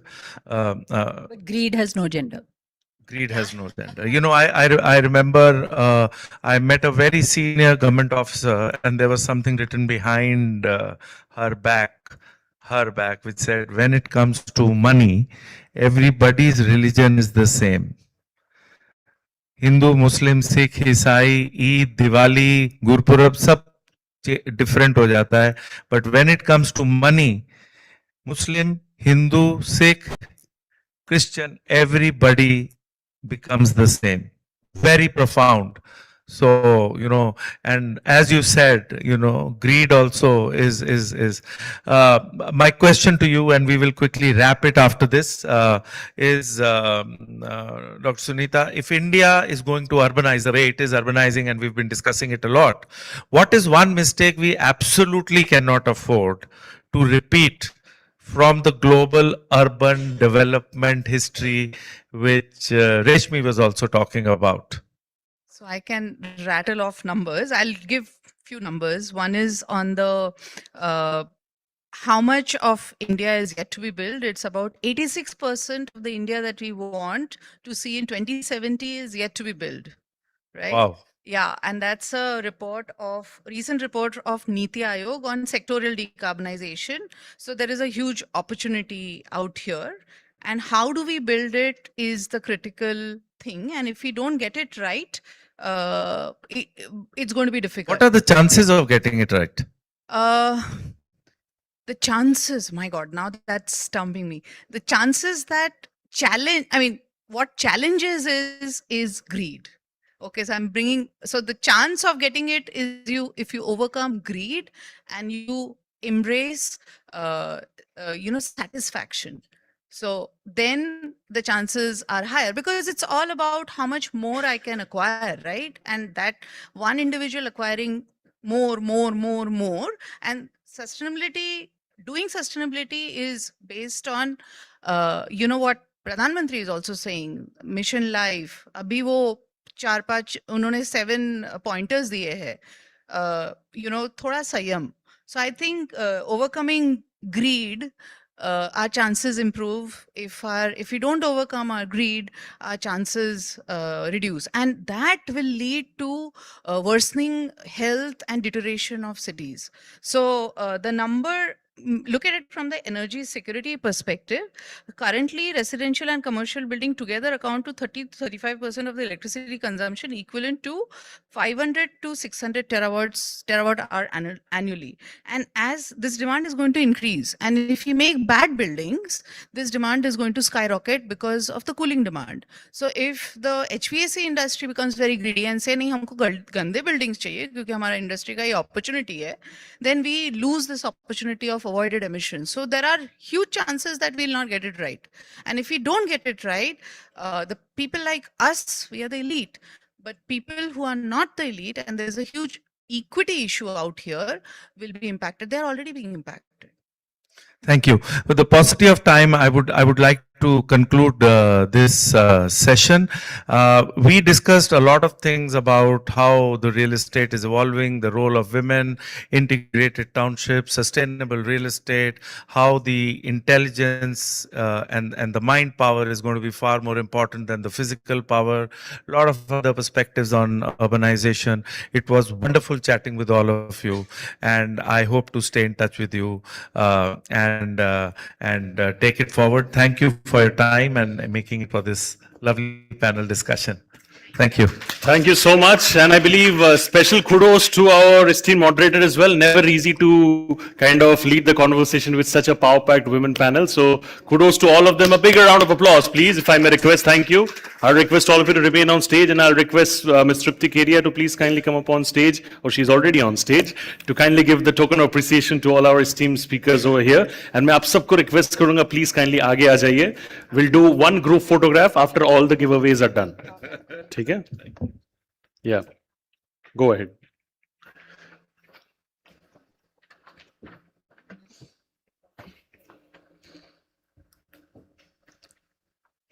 And of course, it was truly an insightful session. We're not taking questions immediately, but of course, it's a free networking zone. In the best interest of time, we are unable to take questions.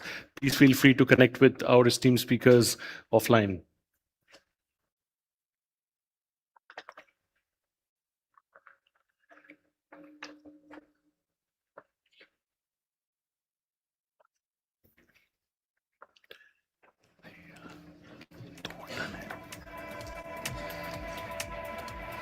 Thank you. We'll do a nice group photograph with all of you, if I may request. Please kindly आगे आ जाइए सब लोग.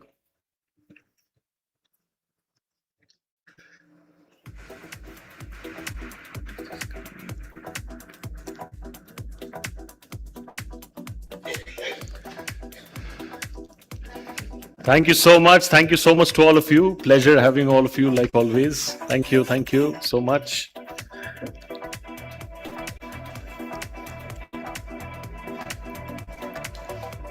We'll be now quickly moving on to the next session. This is going to be a power panel, the very first one. I'll quickly request 2 chairs to be removed from here. Thank you. And one from that corner. From that corner, yeah. Thank you. All right, so the conversation that we are going to be delving deep into right now is going to be about beyond sales, women at the core of real estate strategy. I'll repeat the topic once again for the power panel. Beyond sales, women at the core of real estate strategy.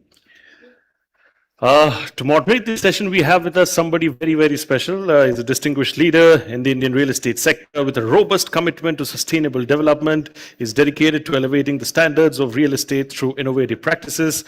And also recently, you all must note the fact that he was appointed to the National Steering Board Committee of the Indian Green Building Council, IGBC as we all know, where he collaborates closely with the Government of India to promote green construction practices. A sought-after expert in the real estate fraternity, he aims to create a legacy of superior quality while fostering a future-rooted approach in responsibility and sustainability. But beyond all this introduction, I just want to add one line personally from my end. He's also a great, very established content creator. I happened to stumble upon his content on Instagram, and we kind of randomly spoke, and because I happen to be a content creator myself. So whenever we meet and come across each other, we only appreciate each other because that's the kind of gratitude and positive attitude he believes in. Ladies and gentlemen, please give the biggest round of applause for partner, WiseWiz Developers, Joint Treasurer, Narrative Next Gen National, Mr. Chintan Vasani, please. Thank you so much. What a pleasure to have you as always. Please take your seat over here. I'll be now quickly introducing our speakers. My first speaker over here, ladies and gentlemen, heads the practice in India, where her responsibilities include overseeing advisory assignments and ensuring seamless delivery to all her clients. She has worked extensively on market research, financial modeling, and valuation opinions across all major asset classes, including residential, commercial, retail, hospitality, and of course, industrial. Goes without saying, she's responsible for understanding client requirements and delivering tailored solutions in line with their expectations. I'm talking about Executive Director, Valuation and Advisory Services, Cushman and Wakefield, MRI, CS Sakshi Suri. A big round of applause for Ms. Suri, please. Thank you so much. Come on, everybody. This is a women conclave, right? Can we all clap a little louder for the ladies in the house? Thank you. My next guest over here is a senior marketing and communications leader with over 2 decades of experience across corporate marketing, brand strategy, reputation management, and leadership communications. Currently at Anarock, she leads enterprise-level brand positioning, strategic communications, leadership visibility, and integrated marketing initiatives across multiple business verticals. She's previously held leadership roles at JM Financial and IFL Securities as well. Ladies and gentlemen, the Honorable Esteemed Director, Corporate Marketing, Anarock, Shweta Papriwal. A big round of applause for Ms. Papriwal, please. Thank you. Pleasure to have you as always. And my next speaker over here, ladies and gentlemen, has over a decade, a whole lot of experience in brand strategy, integrated marketing, and digital transformation within the real estate fraternity. At Nimbus Realty, she plays a pivotal role in shaping the company's brand narrative, strengthening market positioning, and driving customer engagement across residential and mixed-use developments in NCR. She has also played a significant role in elevating the brand's aspirational appeal through high-impact associations and partnerships, including the onboarding of legendary boxer Mary Kom as the brand ambassador of Nimbus Group. Ladies and gentlemen, the Director, Marketing and Communications, Nimbus Group. Please give a big round of applause for Ms. Yamini Agarwal. Thank you so much, Ms. Agarwal, for joining us. And by now, ladies and gentlemen, you know the format. We clap individually for the speakers, and when everybody assembles, including the esteemed moderator, we clap together for all of them. That's exactly what we are going to do. And I'm going to pass it to my brother Chintan over here. Thank you. Let's give a round of applause to the MC because her realty event में bro मतलब वो बोलते हैं ना power तू ही डालता है. So let's give a round of applause to him. Thank you. He's making some of the best podcasts. तो जो भी मतलब you guys have to follow him. He's too good. उसने मेरे बारे में अच्छा बोला तो मुझे भी बोलना ही है. So real estate is more than location. It's the strategic choices we make about capital, about design, about operations, about people. And when a woman is part of that, the choices, the projects, the communities are shaped differently.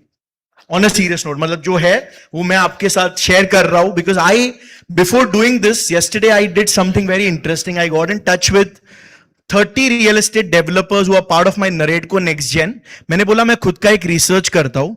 मैंने उनको पूछा अपने organization में कितनी women participation. I was shocked. Like when Anurag ji told the numbers, उस दिन actually मेरे मतलब I also felt because मुझे हमेशा लगता था sales में, marketing में, the way women can be part of the sales and marketing strategies, it's just out of the world. But I was shocked. The participation is in single digit.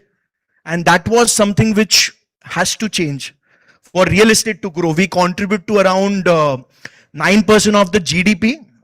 And we as Narrateco का अभी एक event आया था जहां पे हम लोग ने बताया था 2035 तक अपना जो 5 trillion economy के लिए अपन target कर रहे हैं, only as real estate from 9% we are going to go to 15% and we will be a $1 trillion economy, just the real estate. So if that has to grow, the women participation has to grow. Beyond sales, women at the core of real estate strategy, that is the topic. Like, let's do a quick show of hands. How many of you been in a deal or a project that turned because of one person's strategic conviction? कितने लोगों को ऐसा experience है कोई deal में जहां पे एक बंदे के decision से काफी changes आए? I want to see hands in the और होगा यार पक्का. उसमें से वो आपके जिनका है उसमें से वुमेन कितने थे आपके हिसाब से? थोड़े कम थे. I think that is what we are addressing and let's give a round of applause to Realty Plus because these are the topics we have to take up and we have to make sure. Today I have Sakshi with me from Cushman, Shweta from Anarok and Yamini from Nimbus. Let's give them a round of applause. While over 30% of the urban property buyers are women, हम लोग खुश कब होते हैं जब पैसा कहां से आ रहा है? 30% ऑफ होम ओनरशिप यहां पे अगर वुमेन का होता है, आई थिंक अपना एक सिंपल टारगेट होना चाहिए with time is to reach that 30% by 2030. Let me quickly go to Yamini and then I want Sakshi ji and Shweta ji to also add on. How are women leaders reshaping real estate strategy beyond traditional sales and marketing roles and what key strategic decisions have been meaningful business or project impact आपके हिसाब से? Well, first of all, I'd like to thank you, Chintan and Realty Plus, for having me here. And it is definitely an honor to share this platform with the respective leaders. And coming back to your question, I would like to start that over the years, there has been a drastic participation has been seen by the women in real estate industry for sure. And specifically, the second generation is dominated by women. And coming to an impact, what I would say, targeting the marketing to your question is a more of a conceptualized base and more of experience-based marketing campaigns have been adapted a lot in the past few years because I may be a bit subjective or a bias that women have a tendency to bring the personal touch to the consumers and they have the tendency to step into the consumer shoes and able to see and end to end cater the needs like from all the different perspectives. And they're also becoming the face of the brand coming up, and which is also increasing and differentiating the brand position of a real estate brand to be even more trustable and more meaningfully engaging. Yeah. True. Sakshi, you want to add anything? Yeah, sure. So basically, I completely agree. Women today are not limited to any particular field. They are beyond anybody. Somebody can expect women is doing it, they are delivering it. Give an example, myself, I'm handling valuation and advisory. When I say valuation, the first thing that comes to anybody's mind is numbers. Yes, we deliver number to clients, but at the back of it, there's a lot of strategy, there's a lot of thinking, there's a lot of market research that goes into it, which basically appraises institutional investors to take right decisions, to make right strategies. There are so many market risks which are involved in making any investment decision, and these are big checks anybody's underwriting, basically. So yes, women are playing a very, very important role in shaping up the entire ecosystem. And you just mentioned about the numbers. 15% by 2030 is what the real estate is expected to contribute to the overall GDP. And we as women, we are like 50% of the population. So this 50% of the population cannot be ignored if we want to basically trap that growth. Yeah. True. Shweta, you want to add anything? Yeah, so firstly, I would, completely agree with what Sakshi said, that when it comes to numbers, women are always undervalued, or maybe, they always find that in number-led or strategy-led decisions or verticals, it's men who lead. However, the narrative has changed, but still it's, a long way to go for changing that narrative across all sectors. It's not only about real estate. And I'll tell you, Chintan, I come from the BFSI sector, and I have seen that the participation of women in BFSI has actually increased. I mean, if you see, there are a lot of women research analysts, there are a lot of women in the investment banking departments, there are a lot of women who are taking those strategic roles. And yes, they're doing it very well. So yeah, women, it's not only about the gender, whether a man or a woman does it better. It's also about the thinking pattern.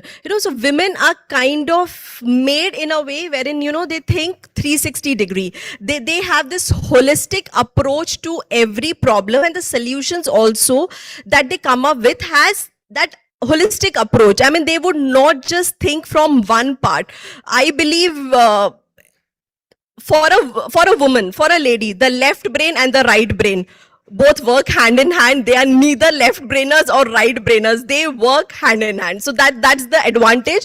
So I would say organizations should leverage this advantage, have more women participation, so they get a different kind of perspective to the problems, and a lot of growth, a lot of innovation can happen.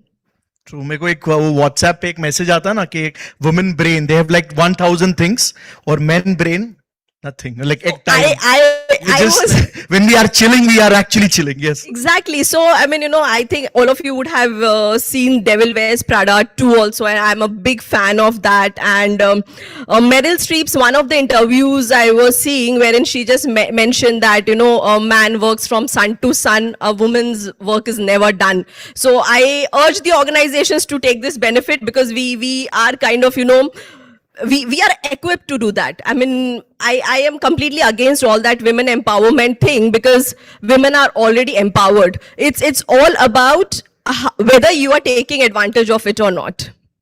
Superb, sir. Vitamin M, I think सबसे important real estate में अगर कोई relate कर सकता है तो vitamin M के साथ है. How do you approach capital allocation and deal structuring differently, from sourcing capital to shaping the capital stack and managing investors' expectation?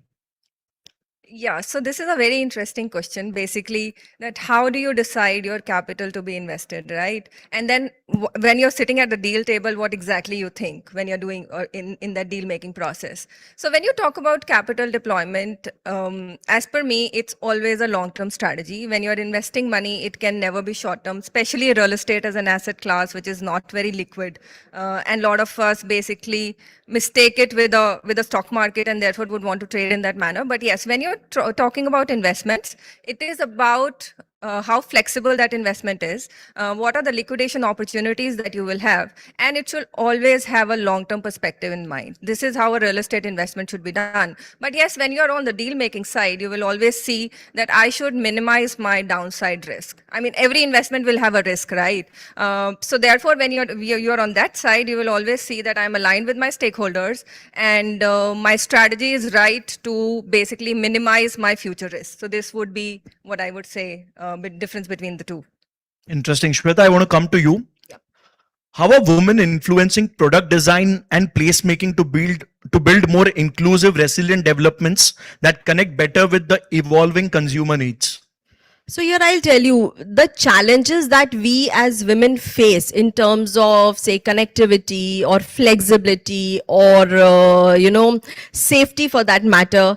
So when we are into that designing part, the product designing part, the placemaking, all of that, we actually get into the shoes of our customers. We understand that yes, if something that could be designed which makes lives easier for women is something which will sell, is something which will be taken by customers and received well. So when we as product designers or innovators or thinkers, when we step into that role, we take care of all the things. How soon can I travel? What are the safety issues? Can I walk to this place? Can I, leave my children home alone? What is the kind of accessibility do I have in terms of fetching the basic necessities of home? Would I have for me it's as simple as that, do I get daily Ola Ubers from here or not? So all of these aspects, when we get into the designing part, we will consider this, and then this becomes a foundation for us to go and think ahead and implement all of these things into our product. So when we are doing it, it is more of being socially in place, being in place for connectivity, being in place for community. While I was just hearing the previous panel and there was a mention about the joint family system and all, I am a pure advocate of that. However, I do understand that there are a lot of challenges in current lifestyles wherein you cannot have that support system at home. So do I have a support system in the community? Does my residential living have all of these things wherein I can be dependent on a community which comes to me when I look for support? It's not that I will always have, but there are moments, during, say, for example, Mumbai rains. It gets crazy at times, right? You're not able to reach home. Your kids are alone, or there is something else that happens. So having that community support, all of these factors matter a lot when you're designing this. So having a perspective from a female who is going through all of these challenges every day, day in and day out, she would be sitting in a meeting and coordinating for what's going to be done in the dinner, or the cook is not coming. That happens with me every time, and so I'm just managing now. What makeshift arrangement do I do? I mean, I am stuck. My meetings have been scheduled for like 7 p.m. How do I reach home? So yeah, if we as real estate stakeholders rather, are we able to provide solutions to these issues? If we do, it's not only about catering to women, it's about catering to the households, it's about catering to your future buyers, So that's how the product design has to be taken care of. I mean, you want, yeah. No, Sakshi. Yeah, Chintan, just not from the product design perspective, but from generally, I would say the first, if we want to solve a problem, first thing is to acknowledge it. I'm not basically averse men. I stay with a man. I have a son. But we need to acknowledge that some places at some times are not safe for women. I will just elaborate with the example.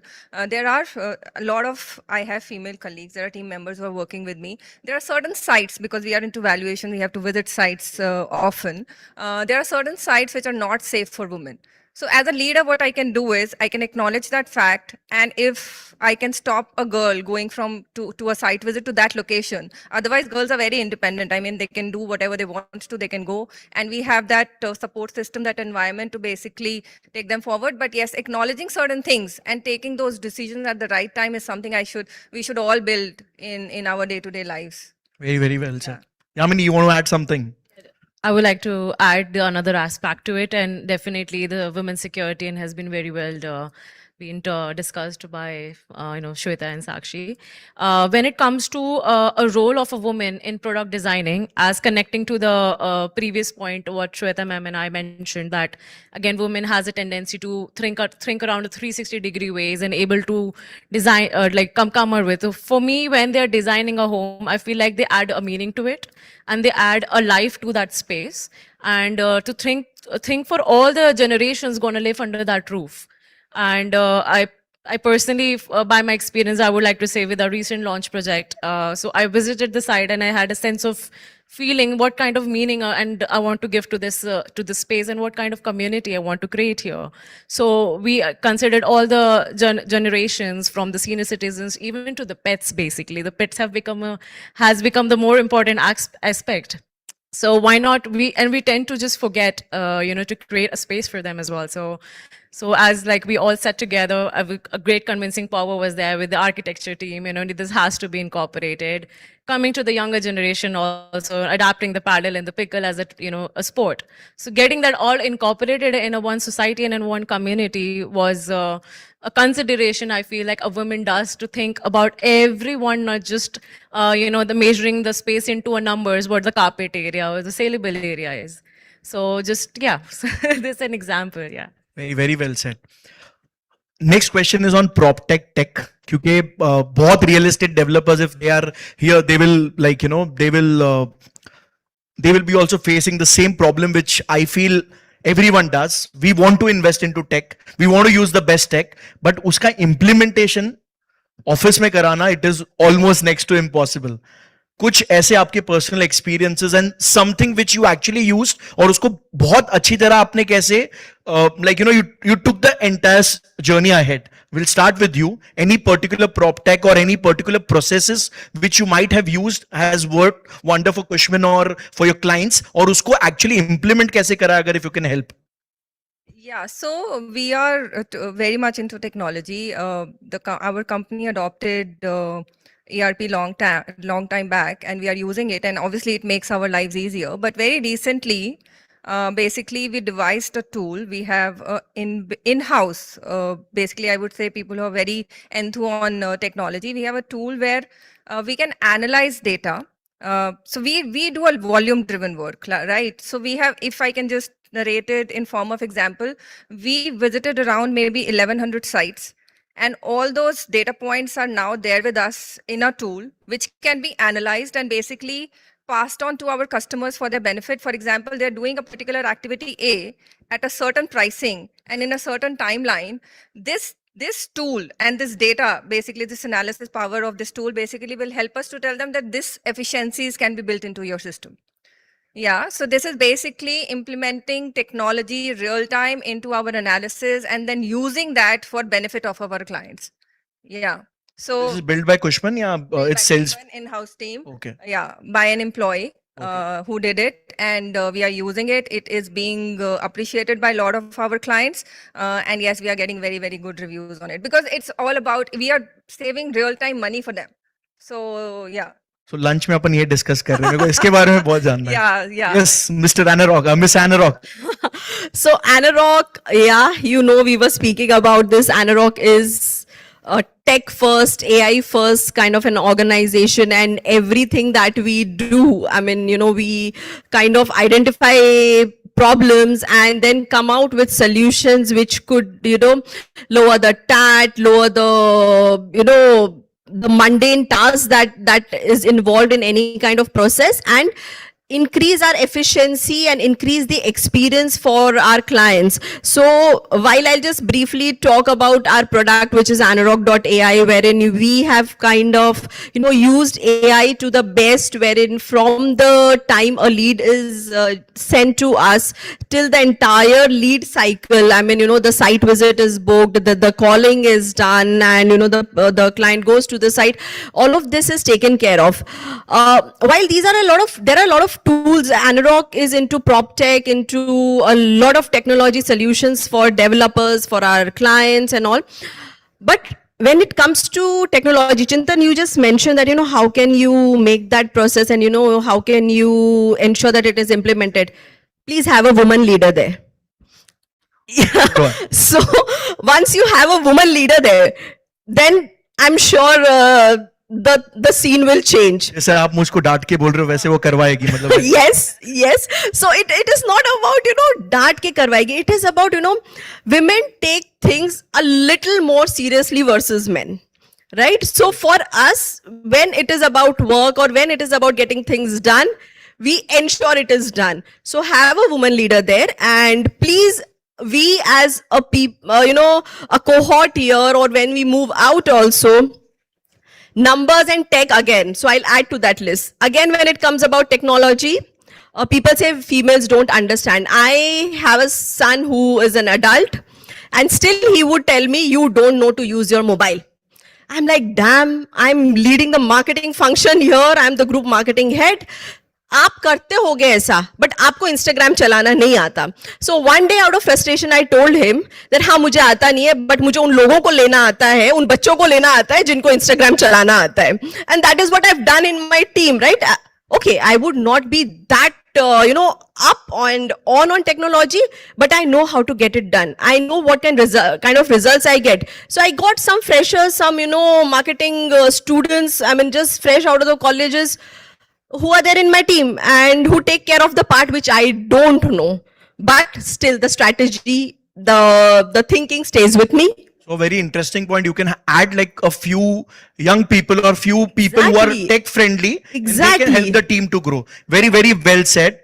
Yamini, any particular tech which what do you want to add to this? So on a developer side, and in a company which has been from past 33 years, is definitely a big challenge to digitalize. So I'm already in a mission to digitalize every single department over there.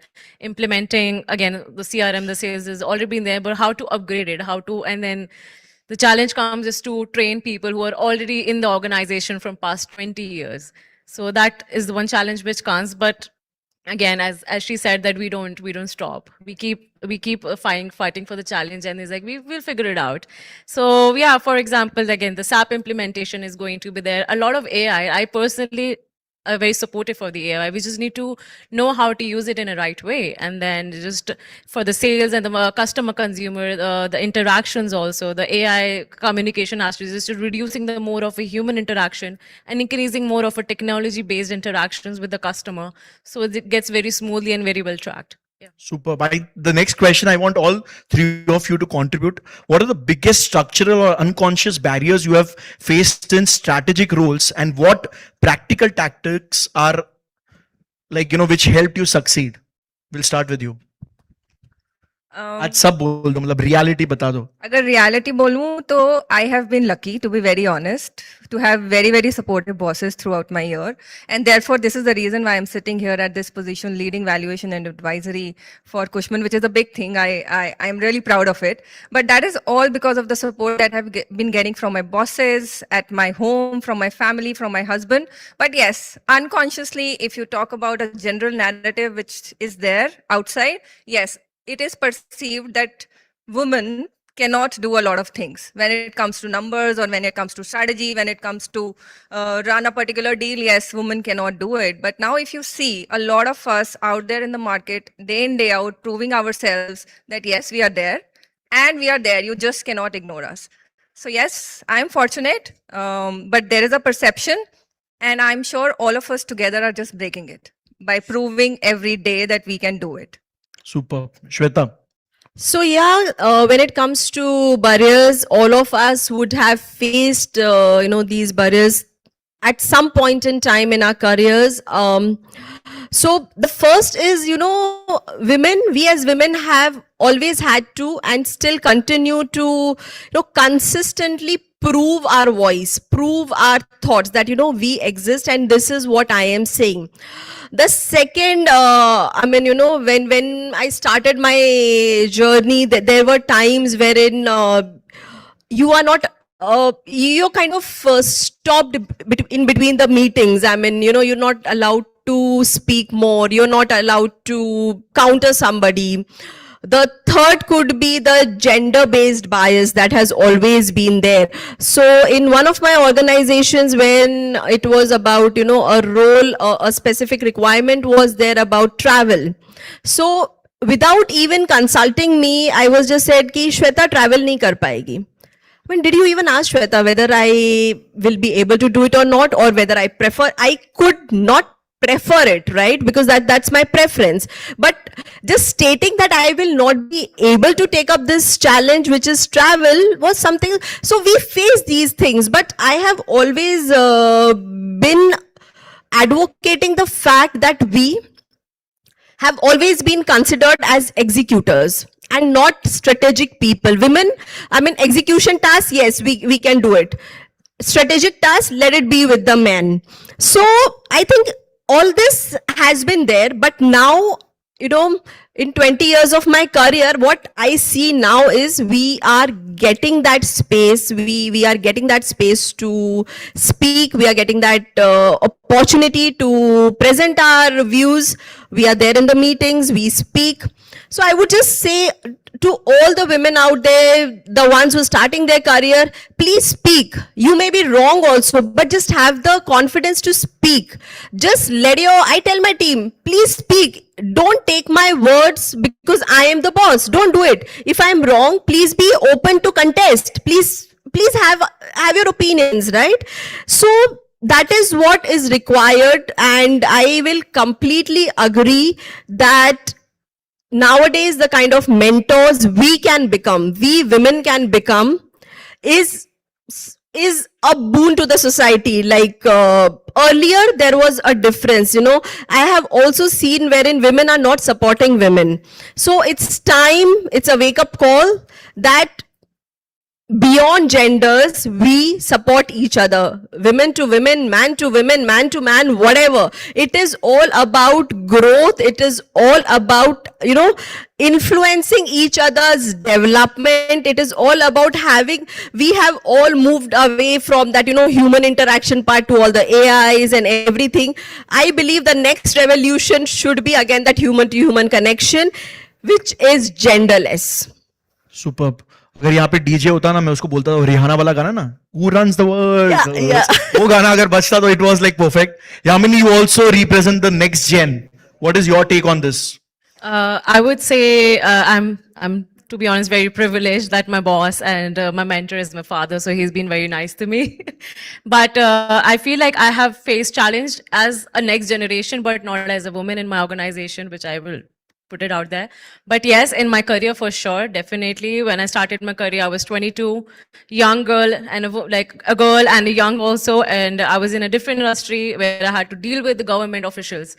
So that was a big troll on me, like, why you're not taking me seriously? So I had to raise my voice over there, and I always been grown up as a girl who always stands for her own words. So, and until now, of course, yes, again, anything is never easy. So you need to have a strong convincing power, and it will keep going on for sure. Yeah. Superb. Now there's a surprise for you guys. I'm going to do a rapid fire. Okay. So you can answer in a word or a phrase, like just one sentence, and we'll start with you. And then आपका mic एकदम ready रखना, because I don't want कि उनको ऐसा लगे मुझे बहुत time मिल गया, आपको लगे मुझे time नहीं मिला. Don't worry, we'll not complain. Yes, teacher. One word. What quality defines a strategic leader in real estate? Thinker. Okay. Empathy. Empathy. I would say motivation. Motivation. Superb. One word again. Biggest barrier to more women in workplace and real estate. Acceptance. Okay. Flexibility. Okay. I don't know, I'm not facing any. Okay, आप सोचना, पर मुझे lunch के time बताना. This is not right. You said it'll be easy, but this is For tough. Yamini, yaar, please. She's part of my next gen, na? So, one word. Most underused source of capital. You can take like a sentence. मेरे को भी note down करना है. Underused source of capital. Yes. पैसा कहाँ से लेकर आने का? I think developers just take it from everywhere. I don't know from where to say that this is under. As Kushman, which is like one underused. Jaldi. Everything is used fully. I don't know. Banks, NBFCs, private equity, everything is used fully, I think. Okay. Yeah. I will go a little different here. I would say the most underused source of capital is tapping the emotion of your customers. My God. हमारा नेता कैसा हो, बिल्कुल ऐसा हो. Very well said. Yamini. I think on a developer side, I would say again, I think bank financing has to be done for every project. Yeah. Okay. One word. Where will women influence be most visible in the next 5 years? Everywhere. Okay. Everywhere. Likewise, everywhere. यार तुम लोग यार controversial answer ही नहीं देते हो. PropTech or process improvement, which is this and that. PropTech or process improvement. क्या करना चाहिए to get. Process improvement for me. Okay. Process improvement. Okay. Me too, actually agree on the process improvement. Okay. So process improvement वाला PropTech पे काम करो. Best वाला. Community first or investor first for long term value. Community first. Okay. यार आप same ही पूछ रहे हो. आपको ऑप्शंस Same answer दे दो, चलेगा. ऑप्शंस थोड़े से कंट्रोवर्शियल डालने चाहिए थे. Of course community first. Community first. When you mentioned for the long term, so definitely community. Super. Suppose you have a magic zoning wand with you for a day. Which would be that one rule you would want to change, which would fast track everything in real estate? The policies, basically the approval. In Delhi, environment clearance takes the longest. Maybe I'll change it to a one-day process. Okay. Optimizing your human capital. Very nice. I would say digitalizing the process for the approval, so it will make it quite quicker and clear. Okay. Last one, sunrise site visits or late night deal calls. What do you prefer? I'm a morning person, so sunrise is my option. Okay. Deal आएगा तो भी छोड़ दोगे? ये बड़ा tricky है. हाँ Yes, यार I ये thought about कुछ it. मन नहीं करता मुझे पता है. Sunrise नहीं, and then deal making also, everything just पूरा ले लो जो भी आ रहा है. Yes. Yeah, of course, sunrise, but yeah, can be flexible. Superb. Yamini. Late night calls for the deals, anything. Superb. In 10 seconds, one action that the audience sitting here should take in the next 30 days to support the women leaders. Basically, mentoring. To Okay. mentor the women out there who are looking for opportunities, who are still very scared to join corporate, who are not aware that what kind of culture they're getting into. Just basically mentor them. That there are a lot of opportunities which exist for you. Just go and tap it.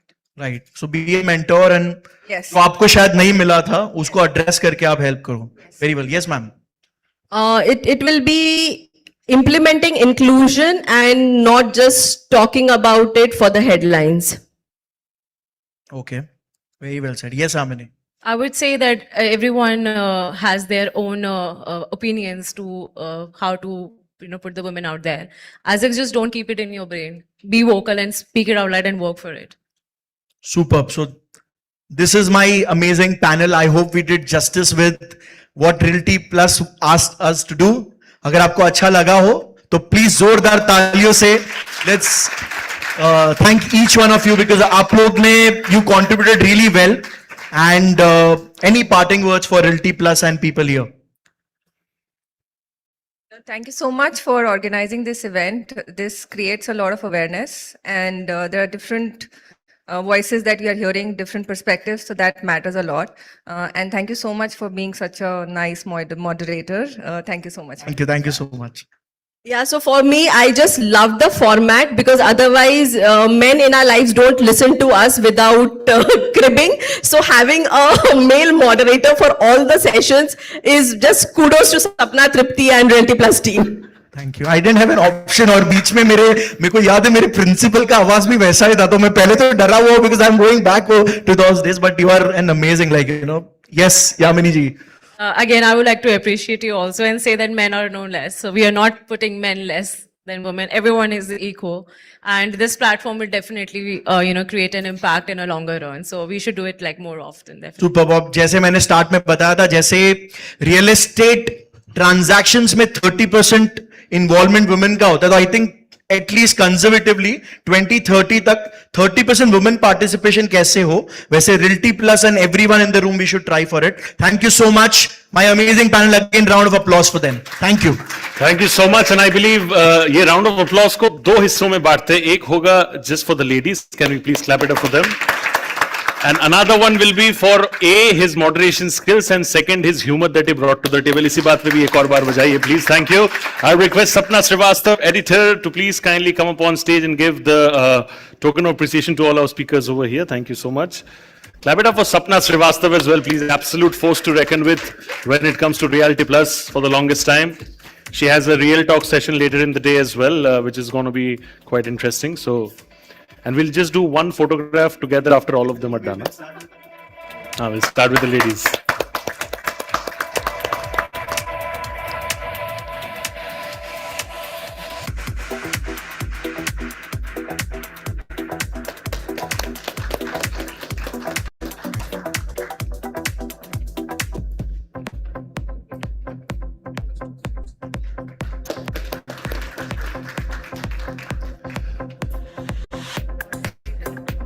Thank you.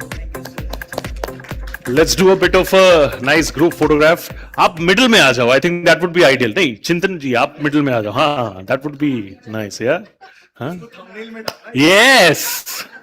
He's living his ultimate moment. Thank you so much to all of you for joining us over here. What a pleasure. Thank you. Thank you. Thank you, Sapna. On that note, ladies and gentlemen, we'll be now breaking for lunch. It's going to be a 35 to 40 minutes break for lunch, and then we'll be resuming very, very shortly. So see you all on the other side post lunch. Thank you so much.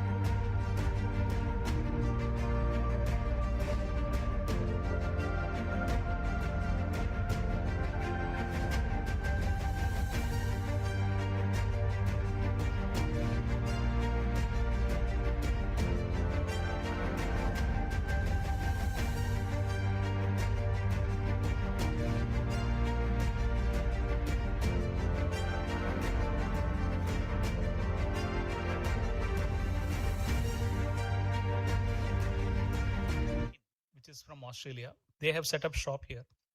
They have a course which you can study in Australia for 40 lakh.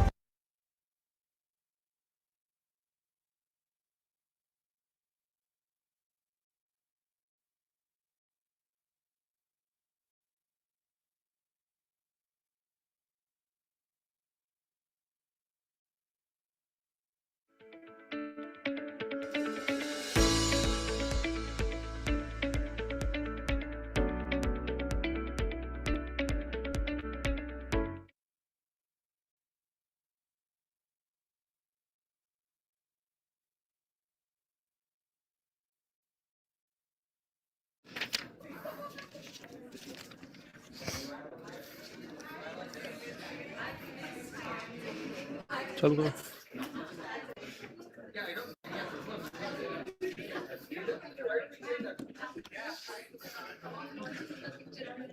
All right, ladies and gentlemen, can you all hear me loud and clear? Can you hear me better after lunch if that helps?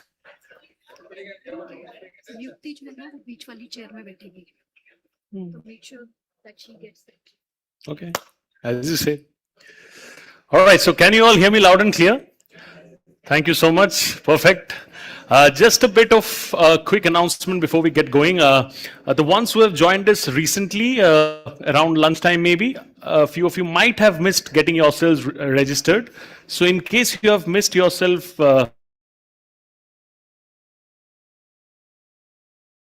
kindly get outside, they'll get yourself registered immediately.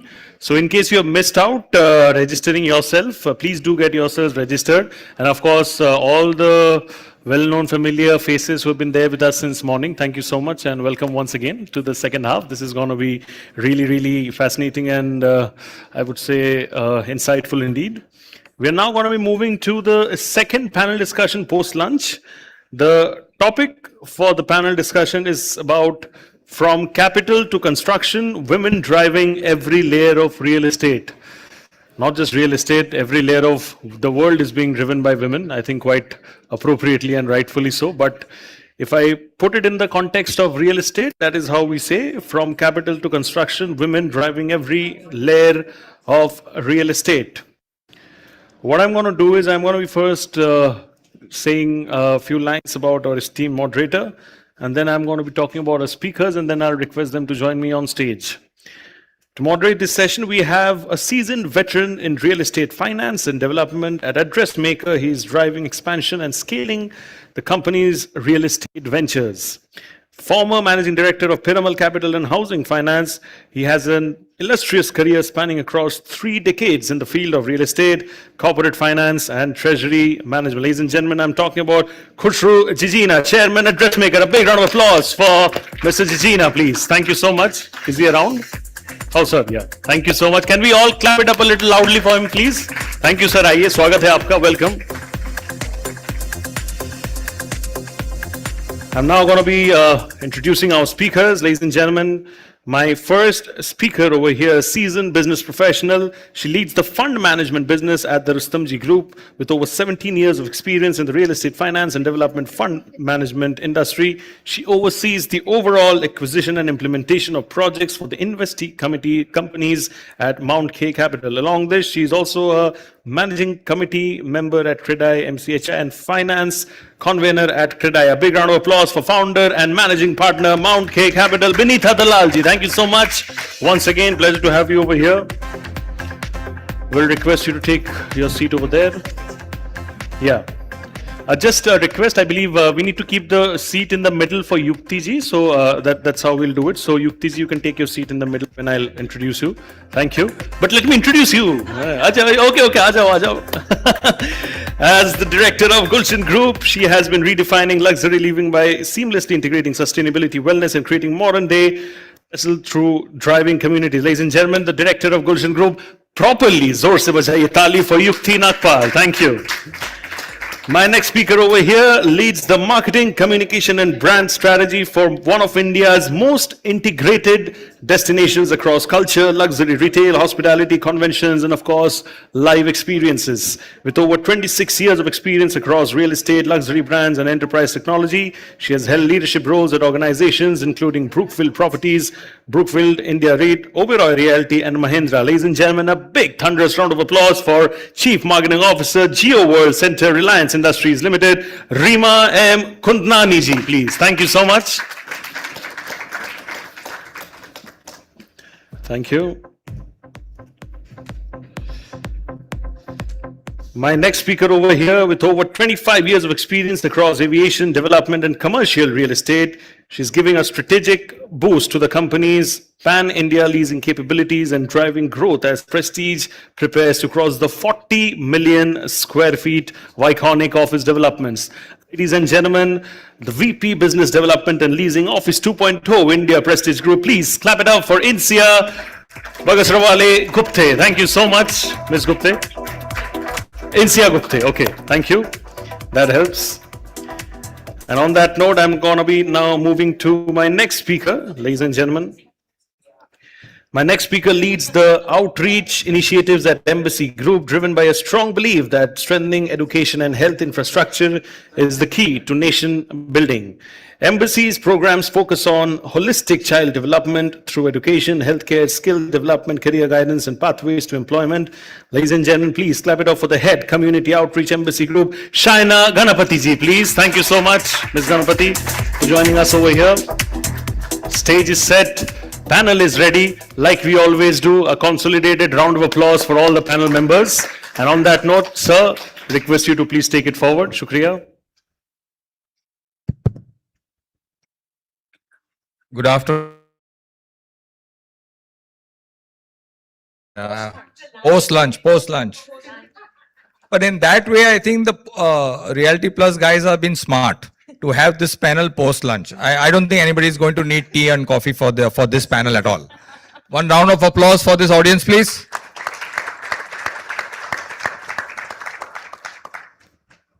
So when Sapna approached me to moderate this session, and incidentally, I'm doing this for the first time as moderator because I've always been on the other side answering questions. I was thinking about this whole concept, woman icon and women in real estate. And I went back 3 decades.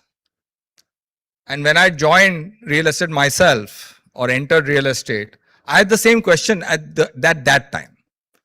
That why I don't see women in real estate. I'm talking 30 years ago. And the answer was pretty obvious in a few months, that in the good old days, real estate was all about approvals, and approvals. So basically you have a partner in the government and you have to spend most of the time. So I got the answer. That why women are not there in the real estate.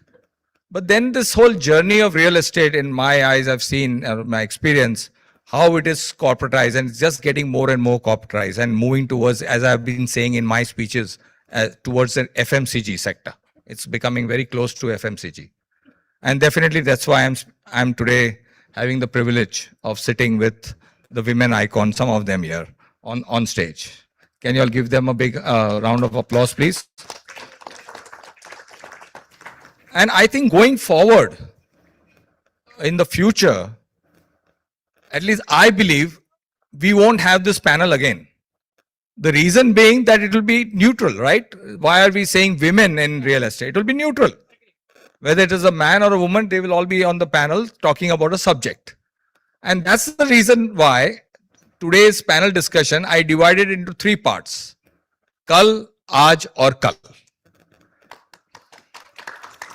So with this, ladies, shall we start? Yes.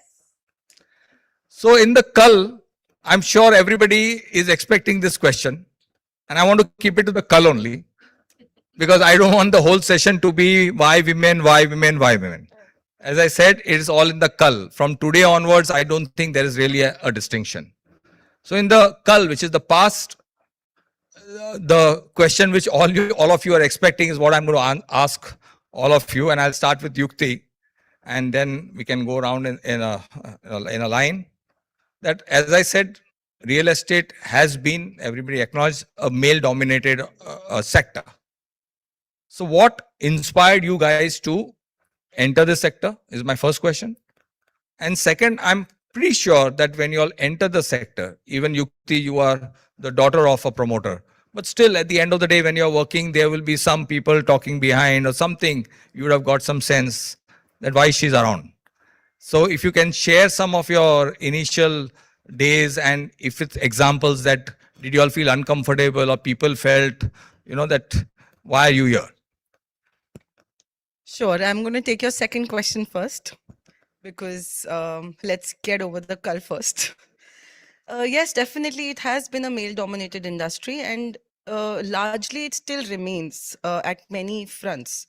Yes, women are more leading from the front nowadays, but you see a lot of back end is still handled. These licensing that you talk about, why less women are in real estate, most of them are now even governed by men. So uska reason kya hai jo maine bhi feel kiya tha is that it's not really the industry at large, but even customers contribute to this distinction. I have experienced many customers that are more comfortable discussing numbers with a man than with a woman. I feel many customers get surprised when I answer them better than my male counterparts because it is unexpected. You don't expect the woman to be the smartest person in the room, and that is just the conditioning that India has brought up with. I wouldn't say this is a real estate specific problem. So yes, there were many incidents like that where your HODs would be like, "Kya keh rahi hai yaar? Abhi to aayi hai ye." I mean, come on. Where somebody new, a new vendor would approach and he would be much comfortable talking to my junior just because of his gender. So, but then I realized कि ये तो हर ही sector में है ना, उसमें it's not going to change. So you can only beat that with knowledge, with consistency, and with not crying skin. And you have to know that this is a problem, and eventually you will overpass it. Now I'll take your first question, why I was inspired to be in real estate. I'll start with a quote from a very favorite movie of mine, P.S. I Love You. It stays, my goal is to create. The beauty of thinking something, having a thought, drawing it on the paper and seeing it come to life. That whole journey, and I have goosebumps while talking about it. Oh, That very is well why said. I Very entered well said. real estate. I saw my father doing it all his life, and I love creating. And if not in real estate, I'd be creating something else. But I got a wonderful platform, and I thought, why not? Let's shape the skyline of India. And that's why I'm in real estate, in the male-dominated industry, making my mark. Oh, well said. Well said.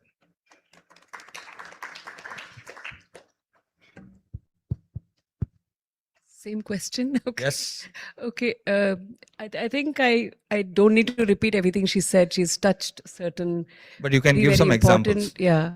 But I think for me personally, why did I choose to be in real estate? It happened by accident. But once I got into the embassy group, I realized there was a very young team setting off to create something that the city had never attempted before. So we were getting into the luxury real estate segment, and we're also trying to be commercially building small standalone commercial buildings. And we decided that with obviously it was a family run business at that time, a small group of, close knit women joined the group. Everybody knew everybody. We had gone to college together, and we all used to address our chairman as Bhaiya at that time because we knew him socially. So at that time, we believed in the vision, and I don't think we realized we were girls or boys working together.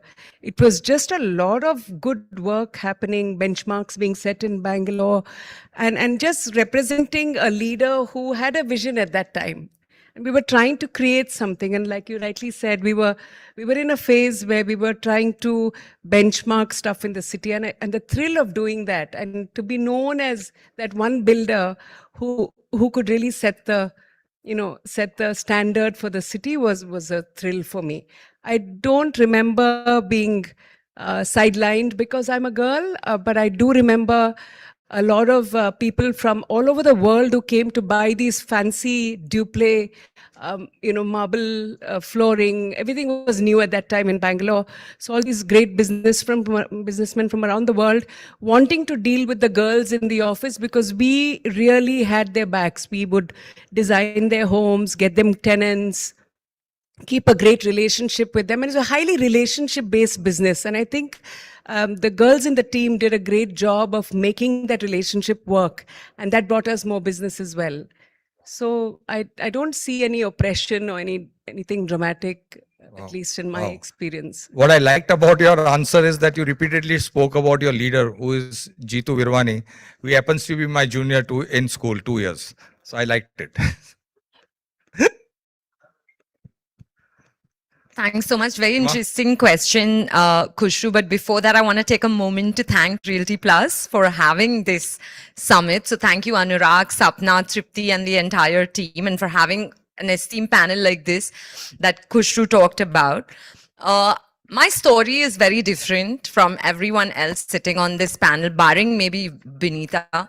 I don't come from real estate. I'm a computer engineer. I spent the first 11 years of my career in tech. I didn't choose real estate chose me. It's been 17 years. I've continued to stay and welcomed, embraced by an industry that has given me so much.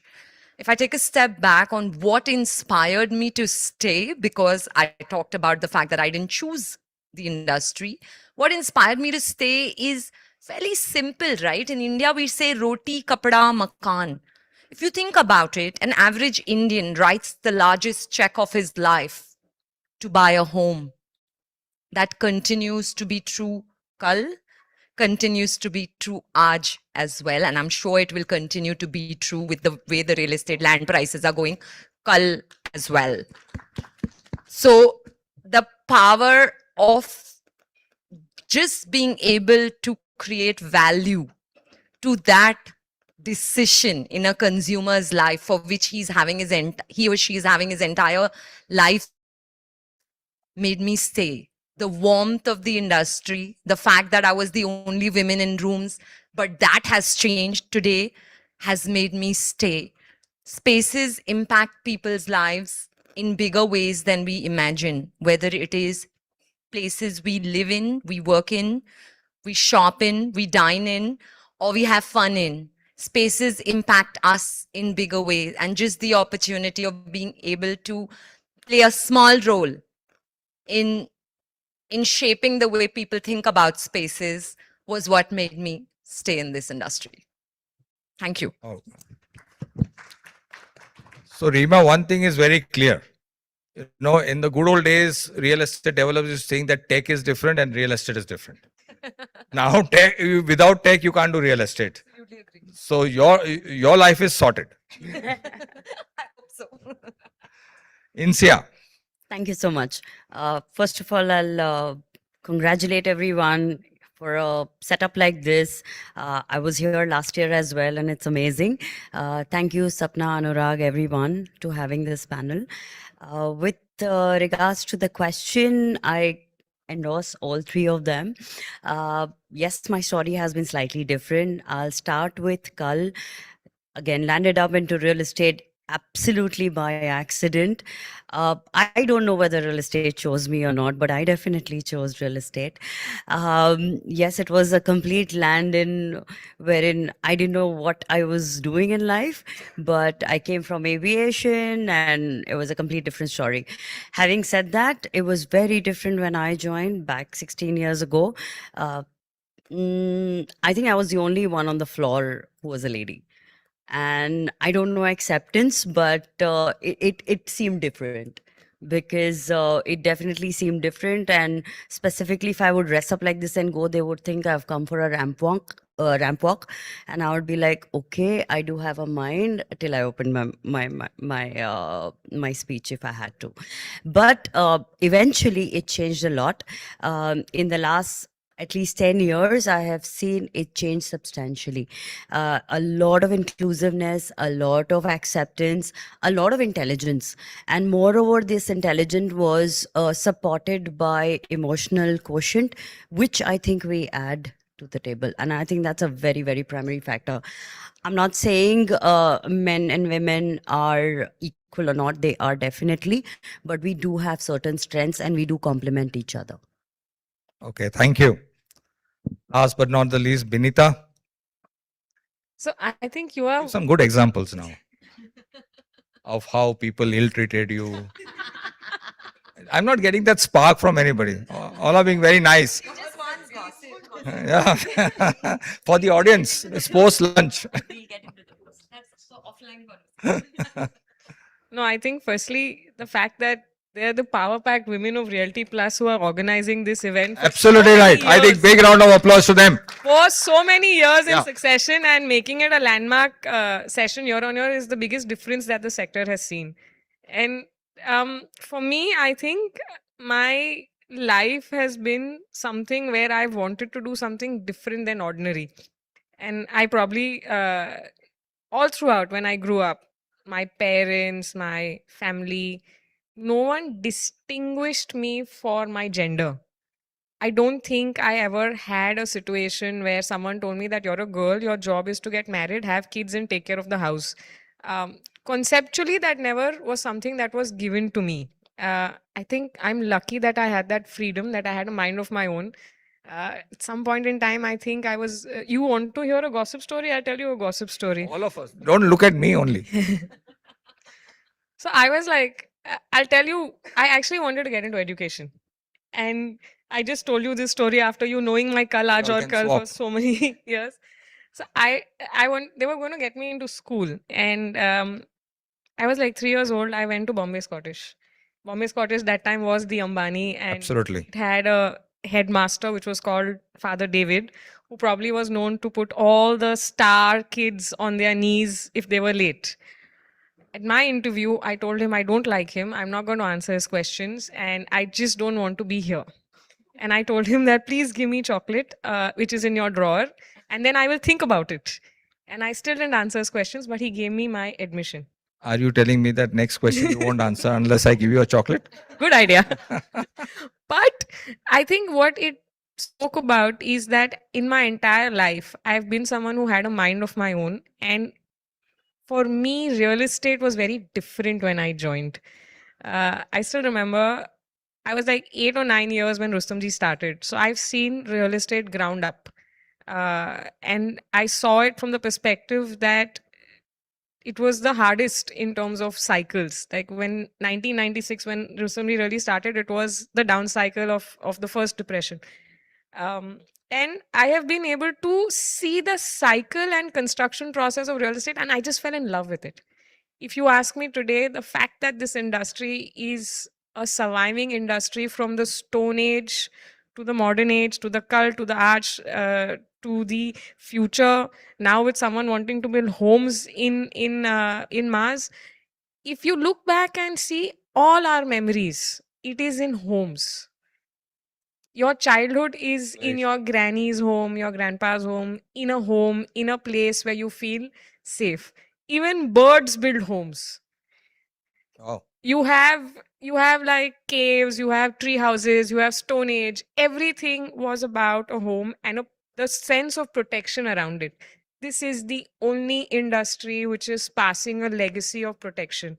And for me, that concept of building iconic structures which will be there for centuries and someone can look back at it is something that really kept me alive. And I used to love construction sites. I still love construction sites. It is my playground where I feel empowered because I can see the hustle, bustle, those workers who are like the best people on this earth to have a conversation and have chai with. They are like, that used to be my high. Even today, if I have a down day, I go to a construction site, I walk around it, I go to the slab, I go to the top of the slab, I see things, and I feel, yes, life is still normal. That was my pull to have it. And then, I always, so Steve Jobs is someone that we all grew up idolizing because of the person that is. And he's the only person who always went and said that you should leave a dent on this universe. And that for me is real estate, because it is literally leaving a dent on every facet of our lives and this universe by every structure we make. And as far as the concept of me being a girl, I think it's about your approach in a room. If you walk into a room and feel I'm a girl, I'm not at par, I'm not equal, you get typecasted that way. And I never had that in my mind. Did I get backlash? In spite of being on construction sites and being looked at, ke, how are you still here? Gir jayega, kuch helmet pehno, don't be here, garmi hai, you know. I got that. That was standard. But I did get backlash in the financial sector. Can you believe it? No, this is news to me. I thought that there were only women, that real estate was a male-driven, sector, but the financial sector is also very heavy male-driven. And I used to work with bankers like at the lowest level, because I believe that if you can make friends from the lowest, grade of a bank, like the analyst, all the way, to the top, you'll always have the ability to feel one with the institution's thought process. And thankfully, banks had women in senior positions much earlier than real estate. So my AGM and DGM was a classic comparison, where my DGM was a woman, the AGM was a man. He refused to talk to me at all throughout. And my proposals were getting stuck. So finally, I put my foot down and I said, see, listen, you have a problem with me as a woman. So I went to the next line and I said, please move him. Otherwise, as a woman, I'm feeling disrespected. And that person got changed. So that for me was my first actual step of empowerment, where I felt that it doesn't matter what your gender is, it doesn't matter what the other person is, it's about getting your work done. And Well for me, said. that Well said. is always important. Well said. So really, I think of two, three things I totally agree. I think it resonates with all of us in real estate. One is that we as developers build cities. So which is true, what you said. The other thing, I think all of you all alluded to it, you said it, and which I've been always saying many times, that it's the only probably asset class where you see appreciation and you actually enjoy it also. Right? You enjoy a car, but you can't see appreciation, as an example. So this is the only asset class which actually appreciates and you still enjoy it also. Right? Okay. So having said that, I would say that let's give a big round of applause to the ladies for the cull. The reason being that while they are all smiling, we all smile. Let's admit that it's still a very difficult industry to be in. It is. So they have not only survived and they have thrived. To add something to that. We've done the bad incidents. Let's talk about why we have been able to survive also. You know, there's a very famous saying that behind every successful man, there's a woman. I believe, and I've personally experienced, that behind every successful woman, there's not one, but an army of men who are supporting her throughout, left, right, and center, and telling her every day that you go. We are there behind you. Great. So the day men step up, more women will be. Great, empowered. great. Srini, you're not clapping here. He's supposed to be Maroing CT. Yeah, what happened? I'm learning. Okay, so let's go to the next section, which is today, Aaj. Okay, and let's get more specific, because frankly, we have a very diverse panel today, and in different parts of real estate. So it really gives us all the nuances of real estate bit by bit. So I'll start with you, Binita. So from whatever I've seen of you, you said construction, you have been there. Yes, you've been there in this industry for 18 years. And I met you in 2008, where you were on the borrowing side. Yes. And I didn't treat you that way, by the way. So you said that. Of course not. And on the contrary, the lenders were afraid of you. Huh? I must share that with you. So having said that, in the last few years, you have been one of the most successful, and among the very few, let me be honest, there have been very few real estate funds who have been successful. Giving money is very easy, taking back is very difficult, needless to say. And you have been one of the successful ones. Now I hear that you are also getting into a much bigger fund. So my questions to you are three questions. Number one, how was the transition from the borrowing side, construction side to being on the as a lender? I myself done it. I was a managing director of Piramal Realty, moved to becoming a managing director of Piramal Capital. So you have done exactly that. Number two, talk to us since the audience is there, and I can't leave you without you sharing with us about your new fund. And someone in the corridor also told me that you are going to come up with something on prop tech. Yes. So can I ask you all these three questions? Can you share with us? You can ask me everything. So I think my journey actually started from the want of building a university, like I told you. And I always knew that real estate was a part of a family circle, which I knew that would always take a prominence with me. But no one, will, if you are from the family and you join the family business, I can assure you that no one is really going to teach you with an open heart, not because of the fact that they don't want to, but because there's always that barrier of fear. She's a girl, why is she here? Kya hoga, hamara kya hoga types. So I actually went and joined TCS for 3 months after college. Then I went to Godrej Properties and I learned my basics in a corporate structure of real estate versus a privately managed and, I would say family run kind of an organization to kind of get my basics. And then finally I joined Rustomji, and I joined Rustomji in the peak of the Lehman crisis, which was the financial crisis. I think we had days where I don't think we had enough money to pay salaries. The I joined in operations, started with construction, design, acquisitions, all of that. I kind of did it ground up. And finally, when the shit hit the roof, I realized that money is not looked at very importantly in real estate, because that time the currency used to be FSI. That was the money. Everyone was like, boss, mera FSI idhar badh gaya, ye regulation. On Excel sheets. On Excel sheets. And the Lehman crisis, ironically, was a real estate crisis on account of the mortgage valuations being mismatched. And it hit India in a way, I think it was the best education that I could have got. My dad has always been someone who's told me that there's no education better than the University of Hard Knocks. And that only comes with live experience. And as a 21-year-old to get that experience, I think I am super thankful to everything that happened at that time in hindsight right now, even though it was like the toughest part of all our lives. But that really taught me the real essence of right lending and right underwriting and right structuring. Finance is probably the most abused word in real estate. I think people believe that it's a free flow of money. ले लो, वापस तो देना है नहीं. कर लेंगे जो कर लेने, FSI बढ़ेगा, किसी और को दे देंगे, हम चिपका देंगे किसी को, that kinds. And what happens is they don't understand that each stage of a construction cycle needs different kinds of monies. True. And it starts with crystallizing the acquisition the right way.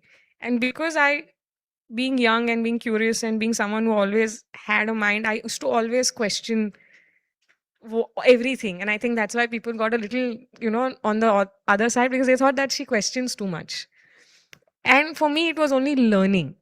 And Lehman taught me everything. And the second thing that I am super thankful is State Bank of India.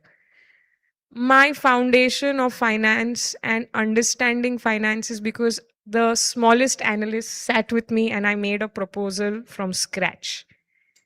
They are an institution that taught me how to look at real estate, underwriting, and how to look at risk and how you should cover yourself against that. It took us a fairly long amount of time to recover from Lehman.